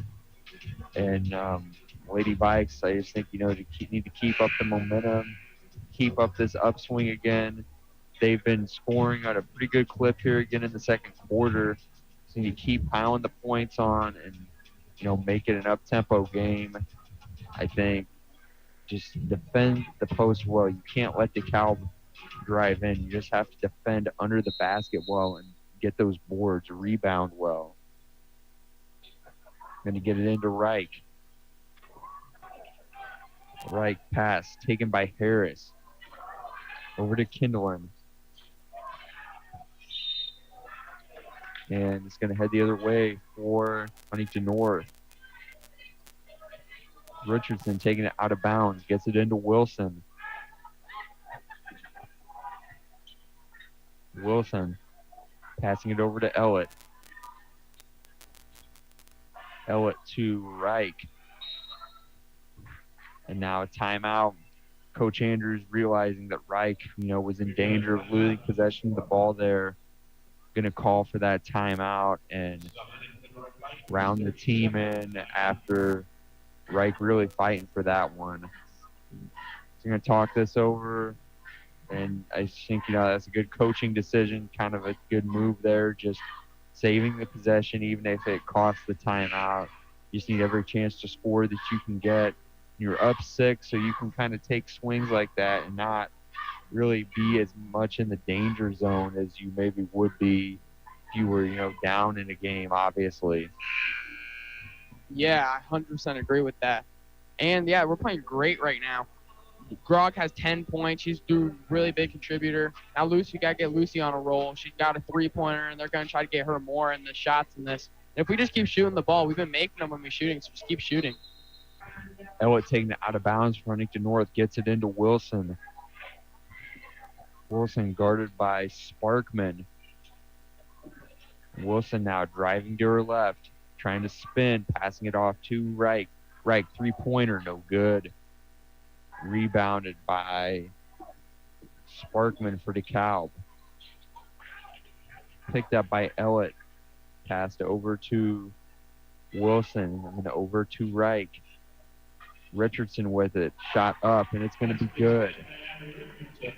Now an 8-point lead, 23-15 for Huntington North. 3:46 to play in this one. I'm going to get it over to Sonnenberg. Lady Vikes picking it up here. It's Elliott. Over to Wilson. Shot is up by Richardson, and it's going to be no good. However, a foul will be called here on the Barons. And that's going to be on the Lady Vikes, on Richardson. It's going to be an offensive foul. Saw some contact there, kind of hard to discern, but the officials will say it's on Richardson. So Sonnenberg going to get the pass into Harris. Harris over to Oliphant, getting some of her first minutes of the night. Timeout on for the Barons, the 30-second timeout. They're just going to talk some more things over. You know, obviously, Coach Pixley not being super happy about, you know, all of what his team's been putting forth thus far tonight. Need to regroup a little bit and just try to dig themselves out of this 8-point hole that they found themselves in for almost all night. Huntington North's been leading to various degrees all night, but I want to say this is their biggest lead of the night. Up 7-0 to start, and now they're up 23-15, 8 points. Yeah, biggest lead. We're playing good. Just they've been pressing at the half court a bunch. They already had a 10-second call. Huntington North does, so they just got to find a way out of this jam pack that they've been in. And now team's taking the floor again. DeKalb passing it over to Sonnenberg. On the dribble is Harris. Shot no good. Rebounded by Reich. Reich dribbling it the other way. Passing it over to the corner. On the dribble, DeHaven. Shot up, no good. Rebounded by Harris. Picked up by DeHaven yet again. Passing it over to Wilson. Wilson dribbling to her left. Seems to be her strong side. And then back over, reversing course here. Just looking for an open teammate to pass to. Wilson getting on top of the ball. Over to Reich, saving possession, who then passes it to Reich. And now Reich. Dribble. North taking their time with this possession. 3-pointer up and no good by Wilson. Rebounded by the Barons. It's Oliphant, number 42, with the rebound there. Harris now passing it over to Sonnenberg for the Barons. Then over to Oliphant again. Shot up and no good by Sonnenberg. And now a fight under the basket for the ball. Let's see who the officials will call possession for. Fouls on number 24. Ellington Sparkman for the Barons. And now that the pass will go inbounds to Wilson. 1:47 to play before halftime here at North Arena. So an 8-point lead for Huntington North. Winner over to DeHaven. Whistle blown. Let's see what this calls for. Going to be a foul on number 33, Tegan Jordan for DeKalb. Their fourth of the evening. Wilson now on the baseline. Gets it into Elliott. Over to Winner. Winner now. Shot up. No good. Into Elliott, and there will be a jump ball called. Possession will alternate for the Barons. Now it's Sonnenberg with it, getting it in to Harris now with possession, dribbling to her right. Guarded by Wilson, going to pass it over to Freed. Freed's layups will be good. It's now DeKalb, only down by 6 points. The Lady Vikes lead 23-17. Winner now, passing it over to DeHaven. Back to Winner. DeHaven trying to fight her way to the basket. Going to take the dribble and bounce it out of bounds off the foot of Oliphant. So possession will remain here with Huntington North.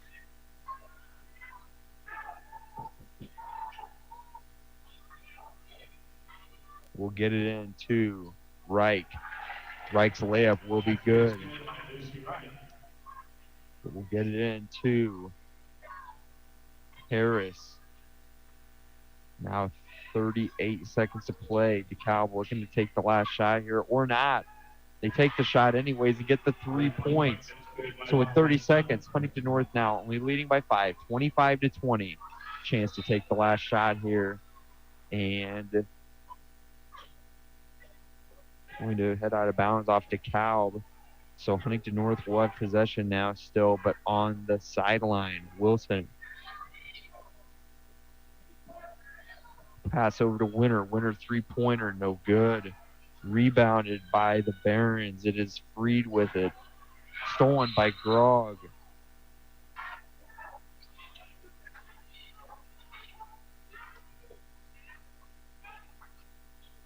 Coach Andrews not super happy here. I don't think he wanted Winner to take that three-pointer back there. And she could have gotten a better shot. I totally agree on that front. Three-pointer no good by Jordan. And a held ball called here by the officials. About a second and a half remaining on the clock. Huntington North ball. Richardson heading into the lineup for Winner. Huntington North looking, they have time to get about one shot. Now Wright just chucks it up. And that shot wasn't close. Not enough time to get into position there. That's going to be halftime out of a kind of up and down quarter of a basketball and half of basketball, with both teams kind of trading their blows, trading their scoring there. Huntington North taken out on, coming out on top after one half, 25-20 over the DeKalb Barons. But it was, definitely a very up and down half of basketball for both teams. And shortly we will have some stats for both teams. But overall, I just think, good half of basketball, and, it kind of came as it was billed. These are two pretty evenly matched basketball teams that have just been going back and forth since the start of this matchup here tonight. So Logan, what do you think? The Lady Vikes need to change up and keep going if they're looking to come out of this one with the win. I think I got two things. Waiting too long to shoot and not finding good passes. Like we were saying, they're pressing early, and we already had a 10-second call, so we're not making the smart passes in the backcourt. We got to make the smart passes and the smart shots, and then we wait too long, and then we shoot the three. That's what happened with Addison Winter. Coach Andrews getting mad at her because she took too long on the shot with not a lot of time left on the clock. She didn't make her decision, and I don't think it was a good shot selection either. Yeah. She could have tried to pound a pass with a better shot. But I just think it comes back to the things that this team has sort of struggled with through a lot of this season is just, not the greatest court vision. Just need to see the floor a little bit better and, pick the right spots, really hit those spots, hit the right passes, and then take those shots and be decisive. Don't sit around on the shot. Just, make a decision and take it. Don't regret it. I just think that, they were a little bit quicker and they, were decisive, they would have been a lot more, crisp on offense in this first half than they maybe were. Yeah, I 100% agree with you. It's got to be a little more crisp. And then for the DeKalb, just defend the paint. They have one big girl, and she's getting all their points. They're trying to find her in the paint. So try to stop her as much as you can. Yeah, I just think, on offense, have to get more flowing through Lucy Reich. She hasn't been scoring a ton. Ruby Grog having a great game. Obviously, take advantage of her, too. Just, I think the bottom line is get the ball in the hands of your greatest players and let them, really do their thing. But at the same time, you have to make it a team effort. You can't just have teams, you can't just call for a lot of isolation plays and try to isolate these players out. You have to include the team and really, spread the effort around and just try to keep them guessing, keep them predicting what you're going to do next. Yeah, I 100% agree with you that.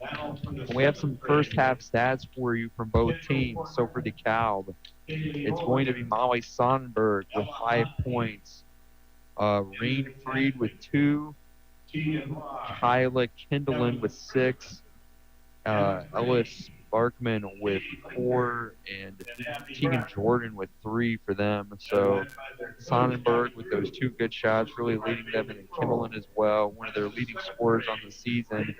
And then for Huntington North, Reich with 5 points, Grog with 2 free throws, and then along with those 2 free throws, she has 8 points to go with a total of 10. Great game from Grog so far.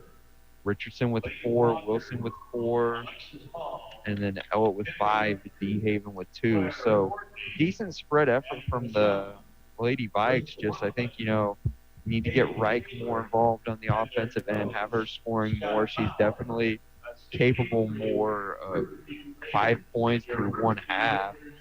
And then, DeHaven, more of a paint presence. She doesn't score a ton. Just I think particularly Grog and Reich really need to do, a great job just keeping them flowing on offense and really, kind of use everyone else as facilitators, flow things through them, and then just make the smart passes, hit those slots, hit the right holes, and take the right shots. Play with a high basketball IQ, I think, is the bottom line that just kind of sums it all up. Yeah. And we're going to be back after this week's episode of Commissioner's Corner with IHSA Commissioner Paul Neidig. You're listening to Huntington North Lady Vikes basketball on 91.9 WVSH Viking Radio, brought to you by Rich Roofing Systems and Nove Corporation. It's time for the Commissioner's Corner, an exclusive weekly conversation about Indiana high school sports with the Commissioner of the IHSAA, Paul Neidig. Now for an up-to-the-minute report about what's happening in the constantly changing world of high school sports, here's Commissioner Paul Neidig. Welcome into the Commissioner's Corner, our weekly conversation with the Commissioner of the IHSAA, Paul Neidig. I'm Brendan King. Paul, always great to be with you. And hey, this last week, snow, ice, that was the name of the game. And, I made this comment, Paul, on Indiana Sports Talk. I was pleasantly surprised with how many games that were actually played last weekend. That's a credit to all the essential workers, the folks at every community school, the teams, the referees. I think we got a lot more action than anticipated. How about you? Well, we did. And, ADs does such a wonderful job of preparing their communities. And it's like anything else. Next person up, we're going to fix it. We're going to go. And so some games were moved to Friday night to get out in front of the storm. Some games were moved to earlier in the day to try to get out in front of the storms. And then once the weather got here, we watched it snow for several hours, and I do want to give a great shout out to our essential workers that, the police, the people who remove the snow, the city workers, so many people work hard within their communities, the custodial staff at each high school that gets schools ready to go and ready to open back up. And they do a great job. And without all of those essential people, we wouldn't be able to participate anytime this week. But we're getting ready to turn lights back on and go play some more games here the rest of this week. Yeah, just to follow up, I think that's just a good reminder and example, no matter what sport it is, whether it's in the fall with thunder and lightning with football or, getting around with the snow in the winter. There's a lot of moving parts in all these situations, Paul, that have to go right, and people need to do great jobs to make these things happen. Yeah, absolutely. It only starts with a phone call to say we need to move a game, but then you have to reschedule buses. You also have to make sure that you can find officials to cover the contest if you move it to another date. There are just so many things that go into changing an event, changing a game. And again, it's a tribute to the great people in Indiana who do this work. All right, Paul, let's talk shop with the girls basketball pairing show happening. Girls basketball state tournament sectionals coming up. Great time of year this February. Anticipating a good tournament.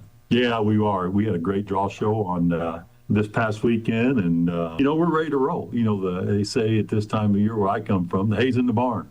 They've had their tune-ups. They've worked hard, and now they're going to see if all that work this year leads to success in the tournament. And some of the things it will not. We know that. So half the teams in Indiana get beat on the first night, but, one thing we're so proud of are the enduring lessons that stay with our teams and the things that they learn with an education-based coach that lead them through the rest of their life. A couple weeks ago, Paul, we were talking about the girls wrestling state finals and how much of a success that was. Boys wrestling coming up. So how do you guys look at what you did with girls wrestling and apply to what's coming up with the boys wrestling side? Well, I think, we certainly see the successes of the girls tournament, and, the boys have enjoyed that success for quite a while. And so, I think it kind of works the other way for us. I mean, we look at what we've done in the boys season traditionally, and we've applied that to the girls, but we also have to make sure we recognize the difference in each sport. And certainly the boys tournament's different than the girls, and they each have their own their own day, and we're ready to run a boys tournament kicking off this Saturday. So there'll be a lot of great wrestling across the state come this Saturday. And coming up within the next month, the boys and girls swimming state tournaments, state finals coming up just in less than a month. I think swimming swimming and diving, one of the more unique things that you guys do, and one of the more special things that you guys do. Can you talk about the process of getting everything reserved for the swimming and diving state finals and what that means to you? Well, first of all, Indiana is blessed with incredible athletic facilities. That's just what we do in Indiana. And the auditorium at IU Indy's campus is second to none when it comes to a facility, and our kids get to celebrate their state championship there. And so Carrie Rosati in our office is actually, I left her office a little bit ago. She's working hard on her swimming tournament coming up here, and we're excited to be able to offer that. And one of the things about our boys and girls swimming is there's almost every year another Olympian born. That comes through our state tournament, and we're excited to see who the next person is going to be that may be an Olympian for us in the future. Paul, stay safe with the weather. Always appreciate the time. We'll talk to you soon. All right, Brendan. Thank you. Thanks for listening to The Commissioner's Corner with IHSAA Commissioner Paul Neidig, and thank you for your continued support of the high schools in your community. Being a senior makes playing high school sports even more special. I'm Claire Hack from Jennings County High School. Over the last 4 years, I think about all the memories made, how teammates became best friends, how coaches mentored me and helped me grow. I'm Allie Ward from Boonville High School. Being a senior is bittersweet. It's fun being a leader for younger teammates, but it'll also be sad the last time I wear my jersey, take my last bus ride, huddle up at our last matchup. I'm Grayson Mealy from Westell High School. I'll miss the adrenaline rush, fans cheering, the community support. Everything we've learned about the game and life, our memories will never forget. I'm IHSA Commissioner Paul Neidig. Thank you to our seniors for being champions of high school sports and representing your communities proudly these past 4 years. Fans, support your seniors by buying a ticket to their final game. This is our final send-off. This is one final memory. This is your IHSAA.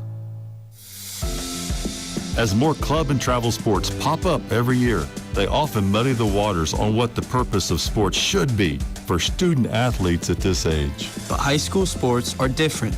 It's not about becoming the best athletes, it's about becoming the best people. It's not about scholarships, it's about coaches mentoring you, camaraderie with your teammates, and the connection you build with your school community. It's not about year-round training. It's about developing resilience, responsibility, and a strong work ethic for life. It's not about what am I going to get out of this, it's about playing for something bigger than yourself, for your team, your school, and your entire community. High school sports help us grow in ways that will serve us for the rest of our lives, not just in the game. I'm IHSAA Commissioner Paul Neidig. Support what makes education-based athletics different by buying a ticket to your high school's athletic events. This is developing students as people. This is fulfilling a greater purpose. This is your IHSAA. There's nothing like playing high school football under the Friday night lights. It's where we play for the love of the game. To have fun with our friends, with the whole town supporting us. To battle our greatest rivals with teammates we've grown up with. To huddle up and have each other's backs, no matter what. Because we believe in each other and want to succeed for our teammates even more than ourselves.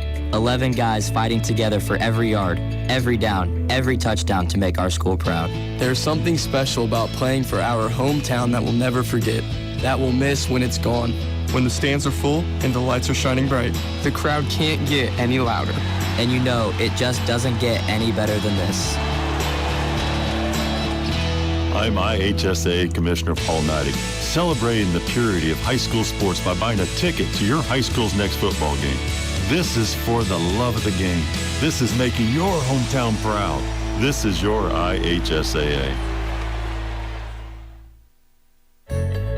Being a senior makes playing high school sports even more special. I'm Claire Hack from Jennings County High School.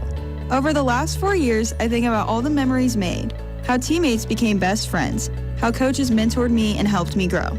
I'm Allie Ward from Boonville High School. Being a senior is bittersweet. It's fun being a leader for younger teammates, but it'll also be sad the last time I wear my jersey, take my last bus ride, huddle up at our last matchup. I'm Grayson Mealy from Westell High School. I'll miss. Welcome back, listeners. Lucas is grabbing water, so I'll be doing it for you. Barons with the ball. Lucy Reich with the rebound. Lucy dribbling up the court. Shot. Out of bounds. Barons ball.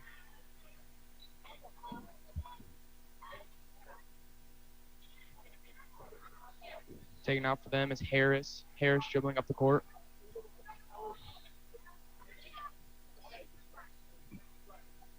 Harris over to Nixon.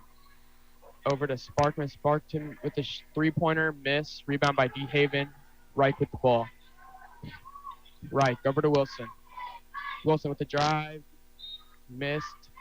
Goes out of bounds. And it's a Vikings ball.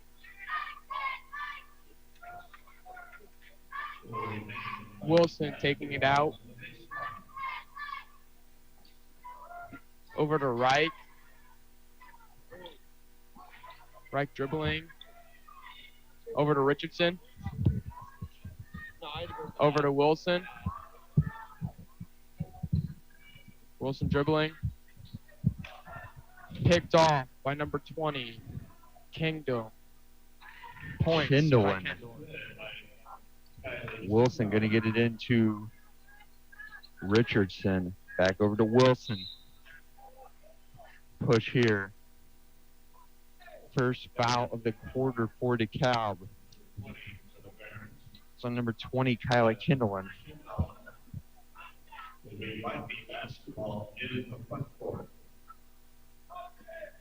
Vikes will have possession here in the front court. Going to get it into Wilson. Stolen. It's time by number 24, Ellington Sparkman. Passing it over to Kindleman. A whistle blown here. It's a reach on number 14 for Huntington North. Ruby Grog. Going to be Barons basketball on the baseline. They will get it into Kindleman. Passing it over to Harris. Back to Kindleman. Kindleman on the dribble, shot up, no good. And officials are going to call for a held ball here. Possession will alternate out of bounds to Huntington North. Wilson with it now for the Lady Vikes. Dribbling the other way. Over to DeHaven. Reich, three-pointer. That one's good. 6-point lead now for Huntington North, leading 28-22.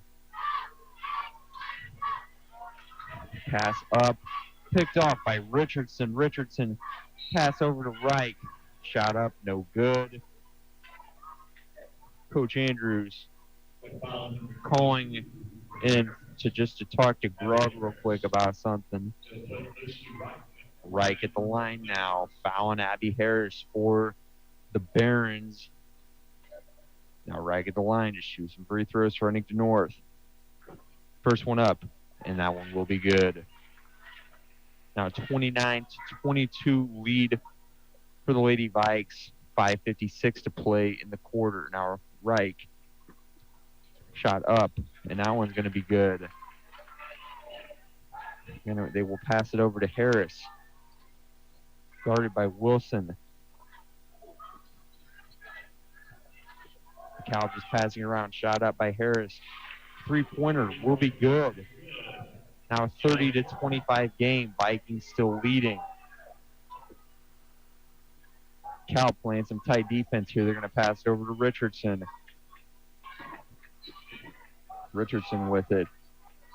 Fighting. They pass it down the court to Sollenberg. Now Reich dribbling. Foul will be called here by the officials. Foul will come at the expense of Molly Sollenberg, number 4 for the Barons. That's going to be Viking basketball out of bounds. They're going to get it in to Wilson. Wilson dribbling. Dribbling to her left. Grog with it. Grog dribbling, spinning into the lane.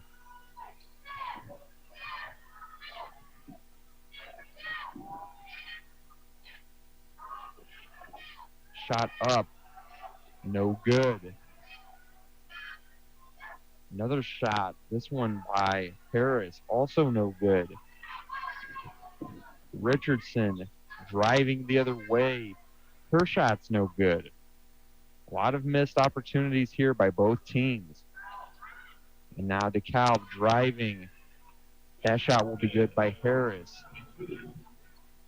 Now the Lady Vikes looking to answer here. It's a 30-27 game. DeKalb closing the gap.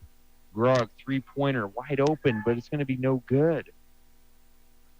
Picking it up is the Barons. They're going to get it over to Sonnenberg. Sonnenberg over to Harris. Harris dribbling to her left. Richardson poking the ball out there. Now she's heading the other way with it. Shot up.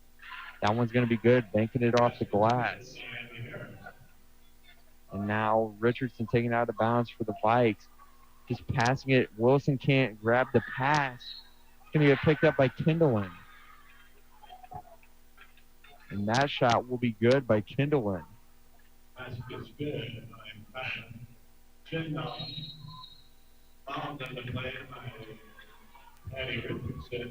And timeout on the floor here by the Lady Vikes.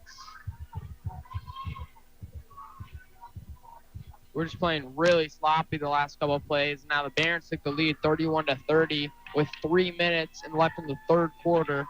So, yeah, they started playing sloppy. We gave up the ball on our own inbound. And Harris, she's had 7 points in the last 4 drives. So they got to really put a pedal on her. And then they just let Kendall have a and one. So they really got to be aggressive but not too aggressive and pick up the sloppiness. Harris has been really good, as you said, Logan, really, scoring a lot from these past few possessions. I just think, to summarize it all was that pass from Richardson into Wilson there. She just couldn't control it. Just, not really paying attention there. Sloppy move. And the Barons almost capitalized with the score. You can't give your opponent easy opportunities like that to just get quick buckets. You got to be more methodical than that, think things out. You have to, break down the game when needed.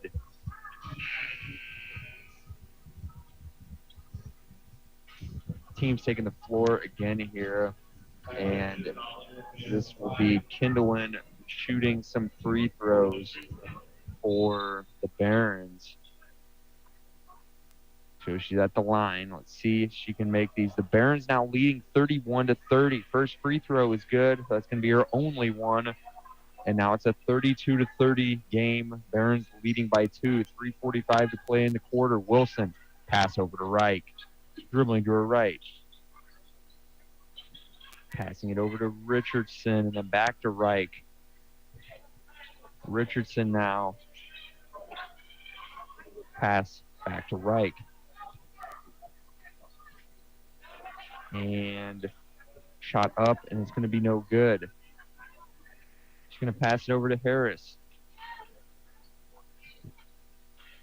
Harris dribbling. Passing it over to Sparkman. Losing control of the ball, but it will be picked up by Nixon. We'll pass it back over to Jordan and then back to Harris yet again. Dribbling in is Freed. And the Barons taking their time with this possession. Lady Vikes kind of playing in a man defense here, trying to keep their coverages up. They're doing a good job of shutting the Barons down, not giving them a ton of opportunities to score. Almost stealing the ball here is Reich. DeKalb barely avoiding the over and back call here. The Barons still just passing around. They're burning. They've burnt almost a minute on this possession off the clock. You're only leading by 2 points. It's a risky strategy, if they keep this up. Pass over to Kindlen. Her shot, finally a shot, no good. But Freed banking a layup in there. That one will be good. Going to be Wilson now with it, taking it the other way. Now over to Reich, back to Wilson. Wilson with the pass to Richardson. Richardson over to DeHaven. DeHaven shot up. No good on the shot, but a foul will be called. Officials blowing the whistle on that one. We've got a Lady Barons personal foul on Abby Harris. That foul will come on Abby Harris. Send Kendall DeHaven to the line for the Lady Vikes to shoot some free throws. 4th foul of the evening for DeKalb there. Now DeHaven. First shot up. Going to be no good. Ruby Grog returns to the Viking lineup. Ruby Grog returning to the Viking lineup here. And now DeHaven back at the line for Huntington North. Shot is up, and that one's going to be good. So now the Vikes down by 3. Barons lead 34-31. 1:50 to play in this quarter. Taking it out of bounds for DeKalb is Sparkman. Sparkman will get it in to Freed. Freed over to Kindlen. And held ball here. Officials blowing the whistle on this possession. Possession will go out of bounds to DeKalb. Sollenberg coming into the lineup for DeKalb. And taking it out of bounds for the Barons is number 24, Ellington Sparkman. Sparkman passing it over to Abby Harris, number 22. Sparkman shot up, 3-pointer. It's going to be good. DeKalb taking the 6-point lead, 37-31. Now the Vikes looking to respond yet again. And Reich passing it over to Grog. Grog can't get a hold of it. Coach Andrews telling the team to, get down, get in your defensive formation, defend this well. And then Grog coming up to pick up her matchup, Harris. Shot is up, and it's going to be good. That's Schmidt for the Barons.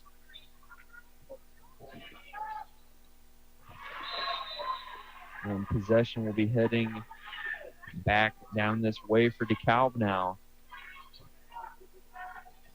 Sonnenberg going to get it in to Harris.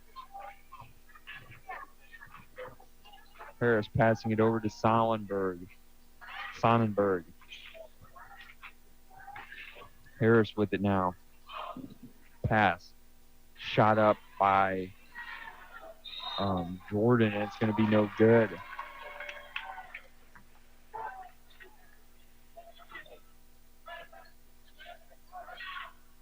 Now taking it out of bounds is Richardson for the Lady Vikes. She will get it into Wilson and then over to Reich. Back over to Richardson and then to Grog yet again. Grog driving in, shot up, no good. And a foul called here by the officials. Hold ball possession going to Huntington North. This is Riley Wilson with it. And when you get it in to Grog, layup, no good. Another layup attempt by Grog, and she's going to get fouled on this one. So it's going to be the 5th foul. DeKalb heading into the bonus now. 5th foul of the evening for them, and that one on number 22, Abby Harris. Her 3rd foul tonight. Ruby Grog at the line now for Huntington North.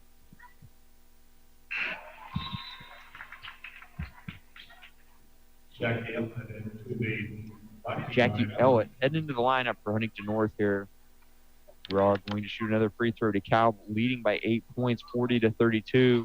Make that 7, 40-33. Grog making her 2nd free throw there. So now the Barons trying to respond to that quick score. Got a 7-point lead. Looking to score one last time before this quarter ends. It's Harris dribbling. Guarded by Ellett. Back over to Harris. Harris shot up. No good. Grog with the rebound and not enough time to do anything there. The buzzer will sound, and that's going to take us to the end of the 3rd quarter with the Barons leading 40-33 on the Lady Vikes.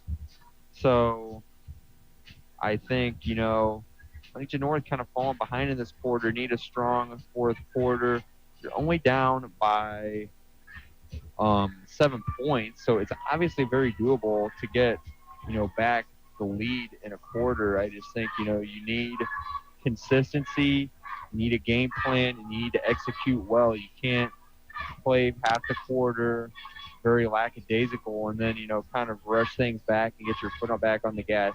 You just can't do that. You got to play with intensity, play with effort and consistency. When all those things are dialed in, that's when you're going to find success in just about anything. Basketball is no different.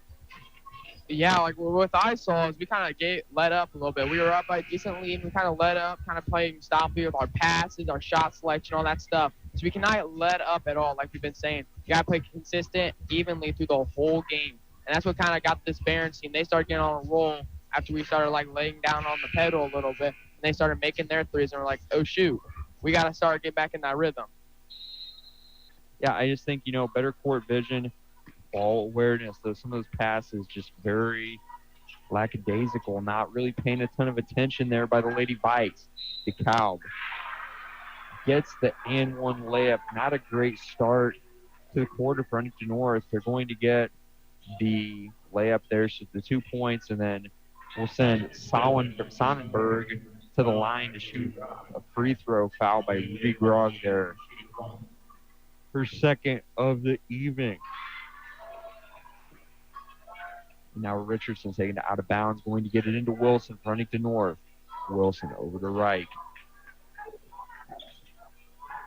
DeKalb picking the Lady Vikes up early on this possession. They're going to pass it over to Grog. Out of bounds. That looked to me like it was off the foot of Nixon, but the officials are going to say that's out of bounds off of Grog. So possession will alternate to the DeKalb Barons.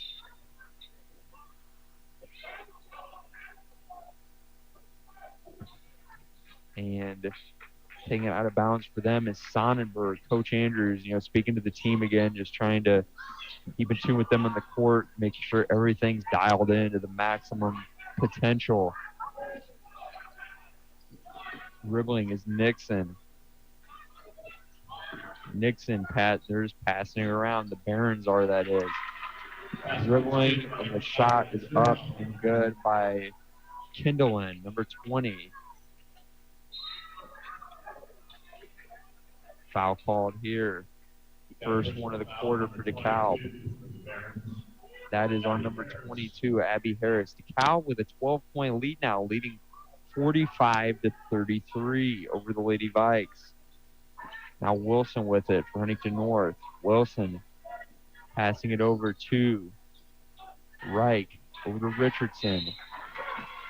Richardson foul called here.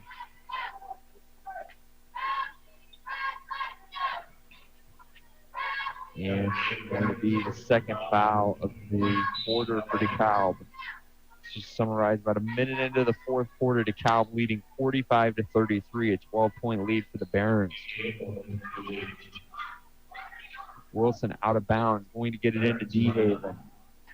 Pass over to Reich. Reich to Grog. Grog three-pointer, no good.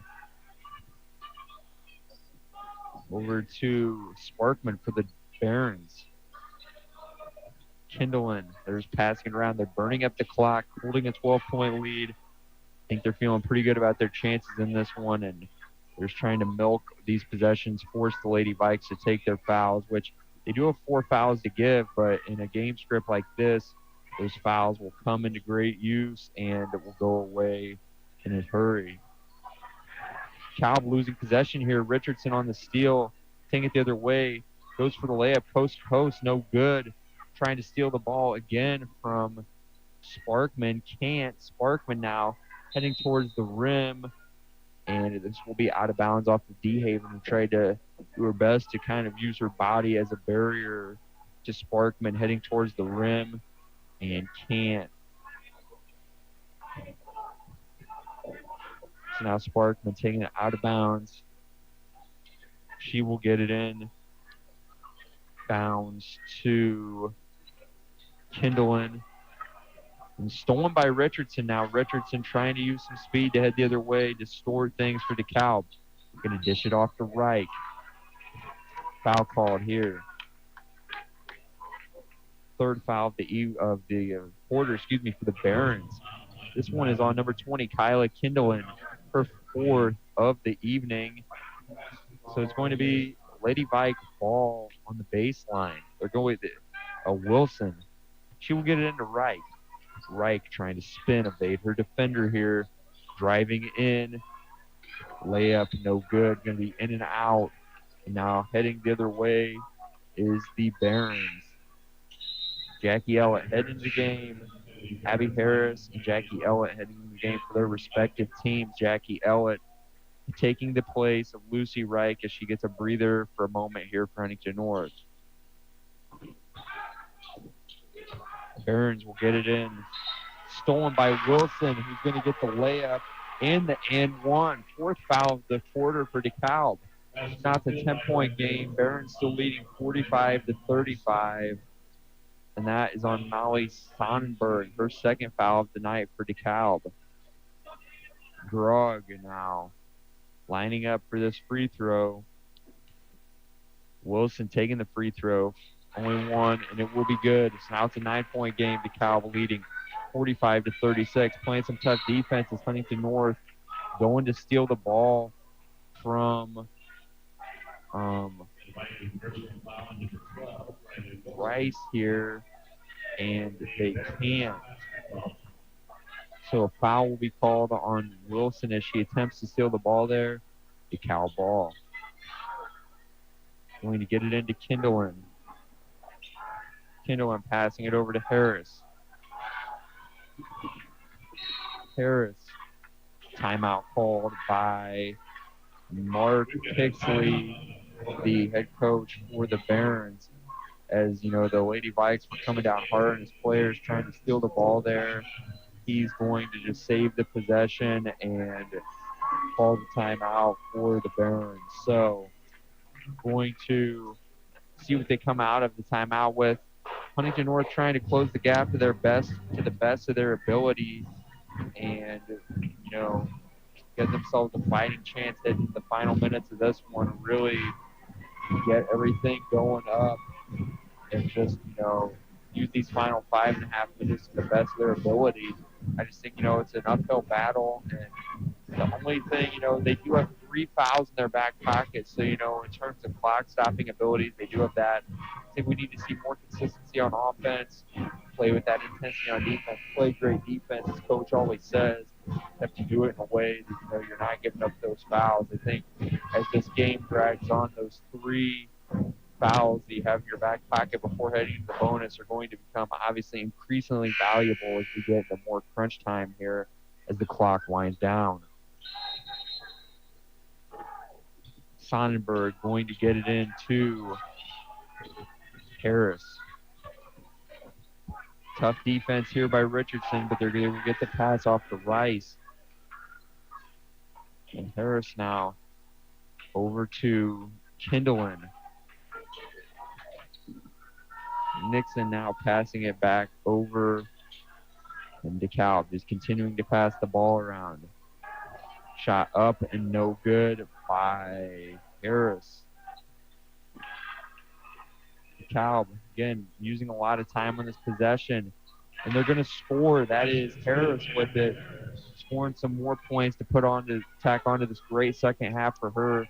DeKalb leads 47-36 now, 4:44 to play. Richardson gets it out to Wilson.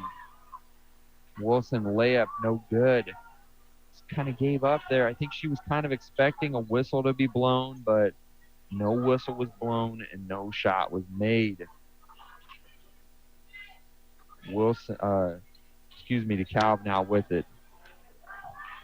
Shot by Kindlen, no good. Rebound by Wilson.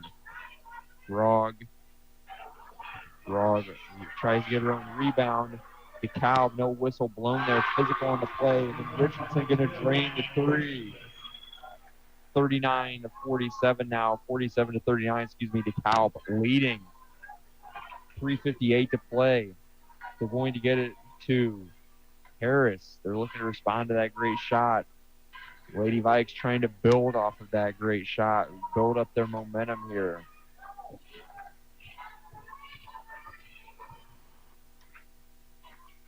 Passing it around is the Barons.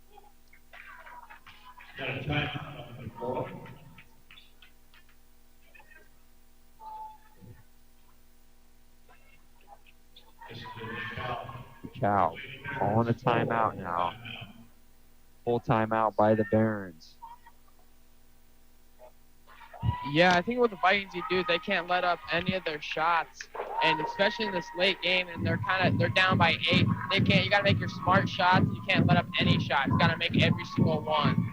And I think they just kind of lost their motivation. They had a steady good lead, and then they just kind of lost it in the third quarter, and then they should have been downhill ever since. They got to get back into their rhythm of scoring. Yeah, Huntington North leading by 5 points, 25-20 at the half. And then just kind of downhill from there. Into the third, DeKalb leading 40-33. Huntington North just kind of losing their way a little bit there. And, I just think, they're trying to claw their way back into this one, just have to play with that intensity. I think on offense, just minimizing turnovers. That's the main thing. You have to minimize your turnovers. With the turnovers, they're not playing as good as they maybe could just because, they're giving DeKalb too many easy opportunities to score. DeKalb's taking advantage of that. This is a good start. Steal by Richardson, heading the other way, layup. And it's going to be good. That's a 6-point game. DeKalb still leading 47-41. Almost stealing it again. Here's the Lady Vikes. And DeKalb taking it the other way. They're passing it over. Draining the 3. Sparkman. So these teams trading their blows. 9-point lead again for DeKalb. 50-41. 3:14 to play. Reich, 3-pointer just airballing it. And Grog kind of falls on that one. It's going to be out of bounds off of her.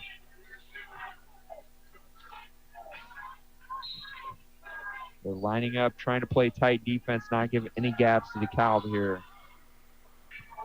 And Reich over to DeHaven. DeHaven good on the basket. So now DeKalb leading by 7, 50-43. Barons passing it around now.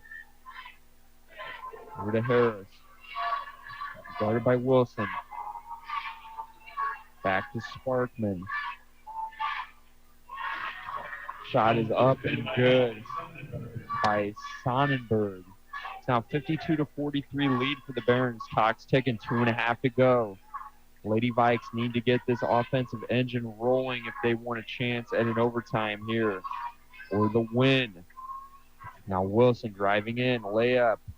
No good. Got to finish through on those shots. And a jump ball called. Grog needs a little bit of help getting up here. She looks okay. She will remain in the game.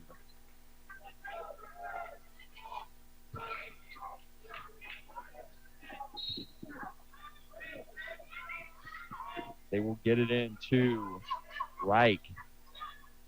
Reich spinning into the lane. Shots up, no good, but a foul is going to be called. Foul is on number 4 for the Barons, Molly Sonnenberg. Lucy Reich at the line for Huntington North. First shot up, going to be no good. Still 52-43 game. Kind of stumbling on my words there a little bit. And 2:10 to play. Now Reich, second free throw, will be good. Make that a 52-44 game. DeKalb still leading. Jackie Ellett now into the lineup for Huntington North. Barons going to get it in. They will get the pass in.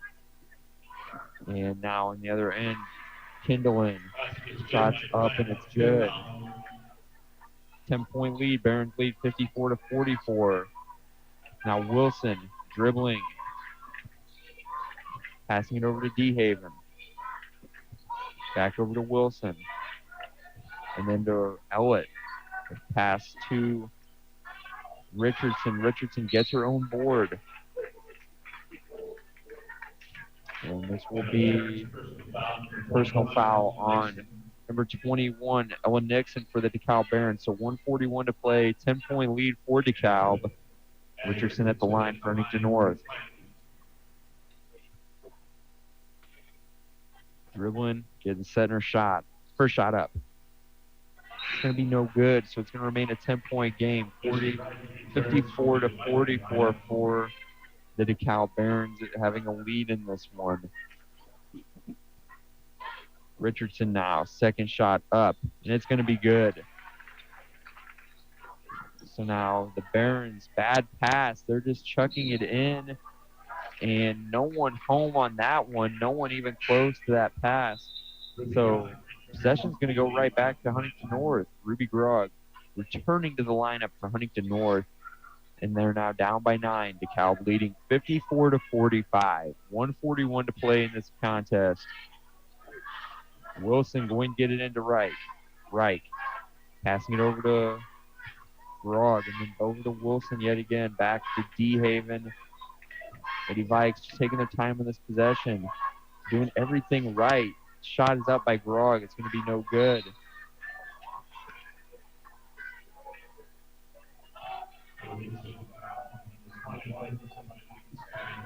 Foul on number 20, Eddie Richardson for the Vikes. It's going to be Barons ball on the baseline. Trying to get it in to Sonnenberg. Passing it down the court, just getting dimes back and forth to each of their players. Sonnenberg. Lady Vikes going to have to foul if they expect to stop the clock here, and foul will come there. That is Grog fouling Kindlin. Stop the clock with 1:09 to go in the game. DeKalb still leading by 9, 54-45. And Emma Richard and Jackie Ellett heading into the game for Huntington North. Lucy Wright and Ruby Grog sitting the bench for a moment here for Huntington North. We'll get it into Harris. And two Vikes kind of colliding there. It's Richard and Richardson.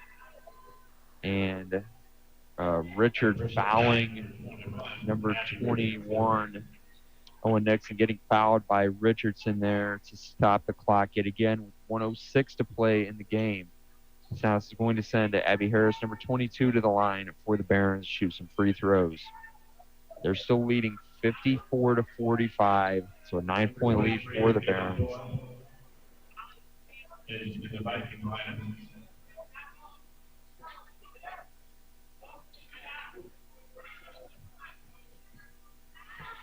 Haley Doyle heading into the lineup for Huntington North. Shot up by Harris, and it's going to be good. So now DeKalb leading 55-45, 10-point lead. Her second shot's also good, so make that an 11-point lead, 56-45.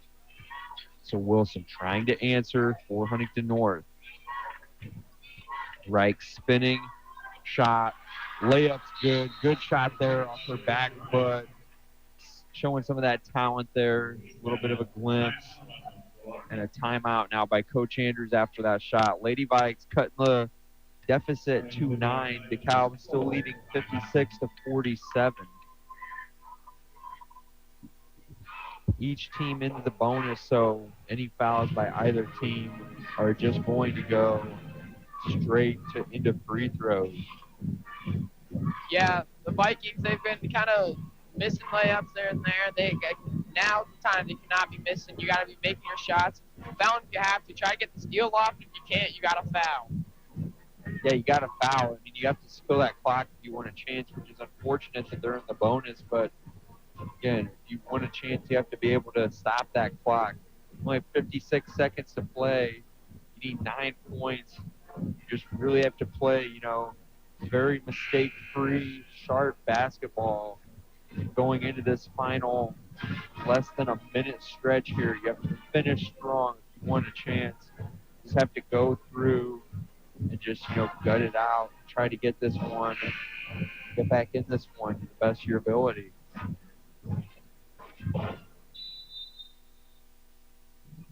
Now the Barons, they will get it into Harris. Over to Sonnenberg, back to Harris. And the Lady Vikes just trying to confuse him, play some sticky defense. Guarded by DeHaven, foul by DeHaven on Sonnenberg.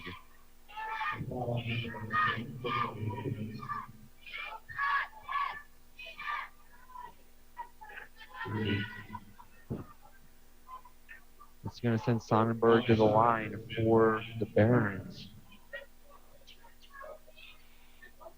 First shot's going to be good by Sonnenberg. So now 57-47 game with 41 to play. In this one, Barons leading. Now Sonnenberg back at the line. Shot is up. And that one's going to be good. So now DeHaven getting it in for the Lady Vikes. Wilson with it now. Passing it over to Reich. Reich driving, shots up, no good. Wrong with it. Guys get the shot to be good. And there's going to be a timeout now by Coach Andrews. He will talk some things over with the team here and just, get them kind of psyched up here. Try to fight in the final moments of this one. Down by 9 points. Never say never, but it's going to be a tough task to get a lead back in this one and steal the game away. Yeah, it's going to be a tough task, especially you have to get 9 points in 28 seconds. So just try to get a couple threes, at least try to get 2. If you get 3 threes, you're back in this. So just try to get those threes down. Have your best shooters, Ruby, Grog, and Lucy Wright, try to shoot them and just try to get back in this. Yeah, you need those big shots in the big moments. This is a big moment, big shot. You need that momentum. Just you have to be precise and, get these clean looks, confuse the defense for DeKalb. I'm talking, screens, just any, sort of blocks that you can get to try to get clean looks for your best shooters. Just, use some savvy coaching, good scheming to get, your best players the best looks. And a foul just like that from Wilson to kill the clock. That foul on Kindlein, number 20. So now that's the 6th foul. Huntington North in the bonus, so will be free throws for the Barons.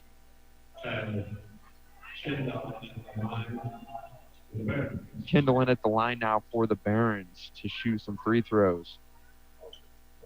Shots up and it's good. So now 49-59, 10-point lead for the Barons.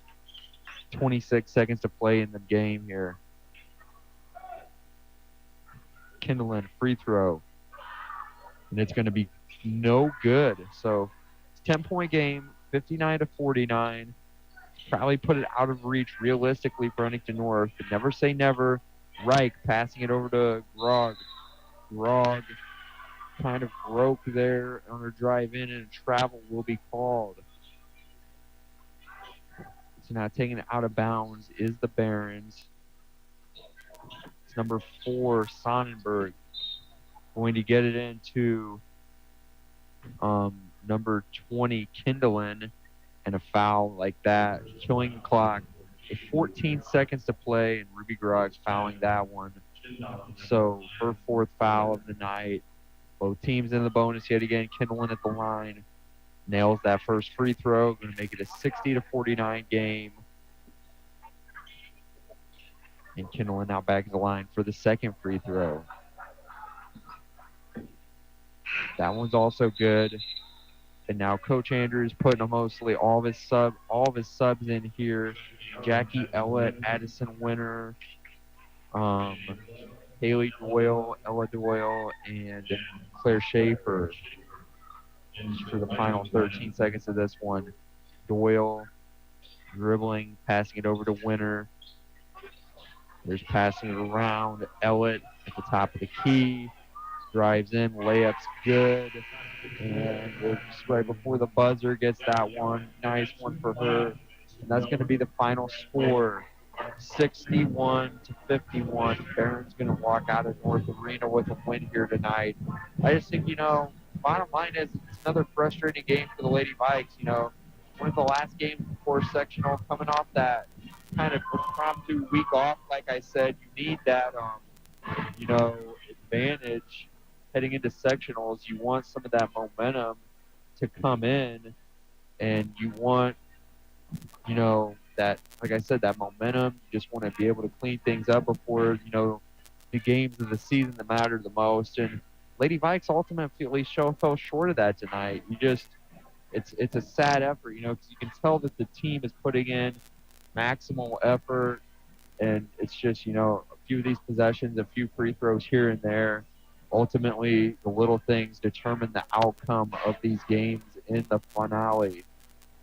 Yeah, like we were saying from the start, you guys stay consistent. We had a great first half, then we kind of fell short, and like we said, we kind of realized that when we were slacking off that they're making a comeback, and then they kept going, and they kept pushing on that pedal, and then we couldn't get back from that deficit.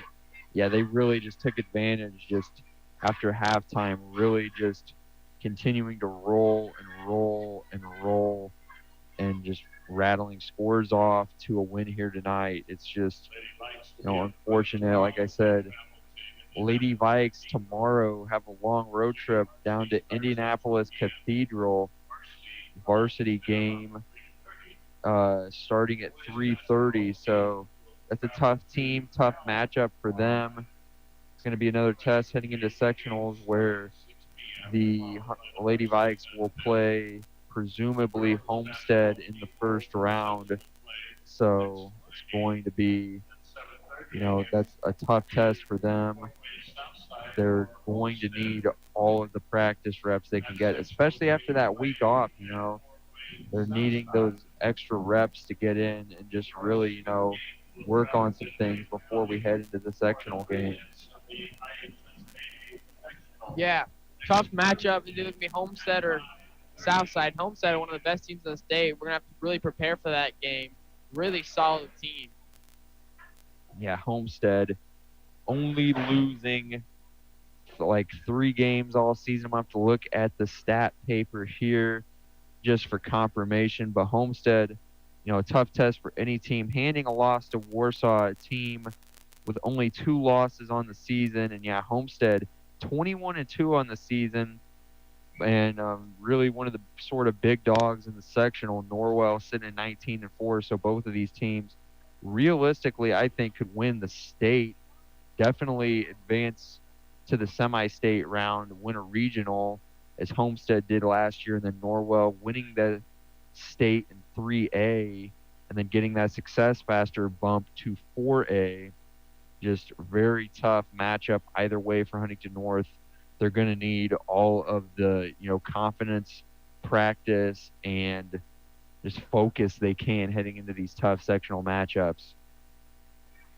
Yeah, I 100% agree. They're going to have to be really determined and got to really stay focused, like you said. And practices cannot slack off. You really got to stay consistent with practices and discipline. Yeah, and we're going to be back after this short set of PSAs from the IHSAA. Don't go anywhere, listeners. We got post-game stats for recap and a post-game interview with Coach Andrews getting his thoughts on tonight's matchup against the Barons of DeKalb. So don't go anywhere. We're going to be back on 91.9 WVSH. These PSAs brought to you by First Federal Savings Bank and Rich Roofing Systems. As more club and travel sports pop up every year, they often muddy the waters on what the purpose of sports should be for student athletes at this age. But high school sports are different. It's not about becoming the best athletes, it's about becoming the best people. It's not about scholarships. It's about coaches mentoring you, camaraderie with your teammates, and the connection you build with your school community. It's not about year-round training. It's about developing resilience, responsibility, and a strong work ethic for life. It's not about what am I going to get out of this, it's about playing for something bigger than yourself, for your team, your school, and your entire community. High school sports help us grow in ways that will serve us for the rest of our lives, not just in the game. I'm IHSAA Commissioner Paul Neidig. Support what makes education-based athletics different by buying a ticket to your high school's athletic events. This is developing students as people. This is fulfilling a greater purpose. This is your IHSAA. At the IHSAA, we are invested in the growth and development of Indiana's youth, and so are our partners at Ivy Tech. That's right. We're proud to help over 90,000 Hoosier High School students get a head start on college and their careers. I'm IHSAA Commissioner Paul Neidig. And I'm Dr. Sue Elsperman, President of Ivy Tech Community College. Through our dual credit and dual enrollment programs, high school students can take Ivy Tech classes at their high school or at their local Ivy Tech campus, allowing them to learn skills and earn college credits while still in high school. Thanks to partners like Ivy Tech, Indiana students are set up for success after high school, whether they want to continue their college education or go straight into the workforce. Just like the IHSAA, we believe supporting Hoosier students is the key to building a strong future for Indiana. This is the power of partnership. This is the value of education. This is your IHSAA. And welcome back, listeners. We have Coach Andrews up here for a post-game interview. And first, Coach, I just want to say I could tell your effort was evident through the night. So just how's this one sitting with the locker room, in the aftermath here? And that was a bad loss. I told our kids that might have been our worst loss of the year because we're better in DeKalb. Our layoff didn't help us. We were pretty rusty. I could really tell. The third quarter, I told the kids was unacceptable. We just came out, no awareness defensively. Could have had a couple steals and layups, and people just weren't aware. So, just disappointing loss. We got to just learn from it. Like I said, the 3 days off didn't help us, and there's really nothing we can do about it. That's just the weather. They had a little bit better weather up there around DeKalb. They were able to practice a little more, and you could tell they were a little bit, not as rusty as we were. Yeah, and, just speaking of, shaking off the rust and moving forward here, continuing to learn. Tomorrow you got a matchup against Cathedral. How are you going to try and, bounce back against them and get a good win here heading into sectionals? I think we just got to forget about it. That's a winnable game tomorrow. Cathedral's 16-6. They're good, but they're beatable if we show up and play. Like I said, the second half, we didn't really show up and play the third quarter. Fourth quarter, we fought, and I give our kids credit. Our kids never quit, but we just, like I said, the third quarter was really bad. Yeah, and just from that third quarter, I noticed, some turnovers and just, going into that matchup, just what do you think the main things the team needs to work on, especially, with this short layoff and fast turnaround here? We just need to be more focused. We weren't focused the third quarter at all. Yeah, okay. And, going into sectionals, just, what would a win tomorrow mean for you and the team? Just get that momentum really rolling heading into matchup next Friday night. It'd be I think we can do it. If we show up and play, we had a moments where we played okay today, but we just got to do a better job. We had no awareness defensively at times, and offensively, we just made some bad turnovers, missed way too many layups, and we just got to get better. It's all we can do. Our youth shows a lot of times, and we don't have a lot of kids that have really been like the main girl, but it's toward the end of the year, our sophomores are almost junior now, and our freshmen are like sophomores. We just got to do better, and we have been playing better. Like I said, I don't think the layoff helped us at all. Yeah, I think you guys are going to keep, just getting broken from that rust, and you're going to have a much better game tomorrow. I appreciate your time here, and great effort tonight, Coach. Thank you. Thank you. Bye.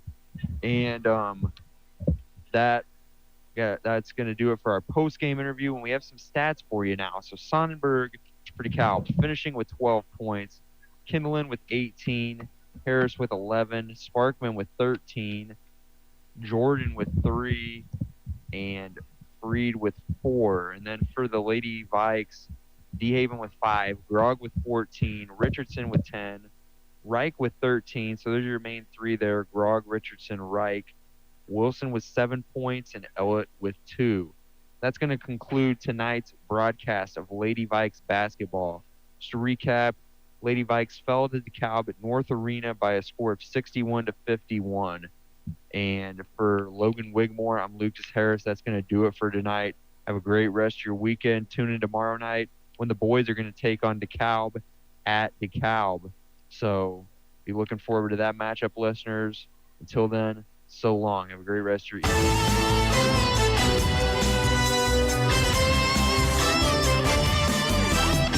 Thank you for tuning in to tonight's broadcast of Huntington North Lady Vikings basketball on Viking Radio 91.9 WVSH. Before we go, we'd like to thank the following sponsors one more time for making tonight's broadcast possible. Bippus State Bank, First Federal Savings Bank, Hartberg Roth Garrett Halverstadt Law, Nove, Rich Roofing Systems, and Wise Guys Downtown. Be sure to tune in all season long for the fast-paced action of Lady Vikings basketball on your Huntington North Sports Authority, Viking Radio, 91.9 WVSH.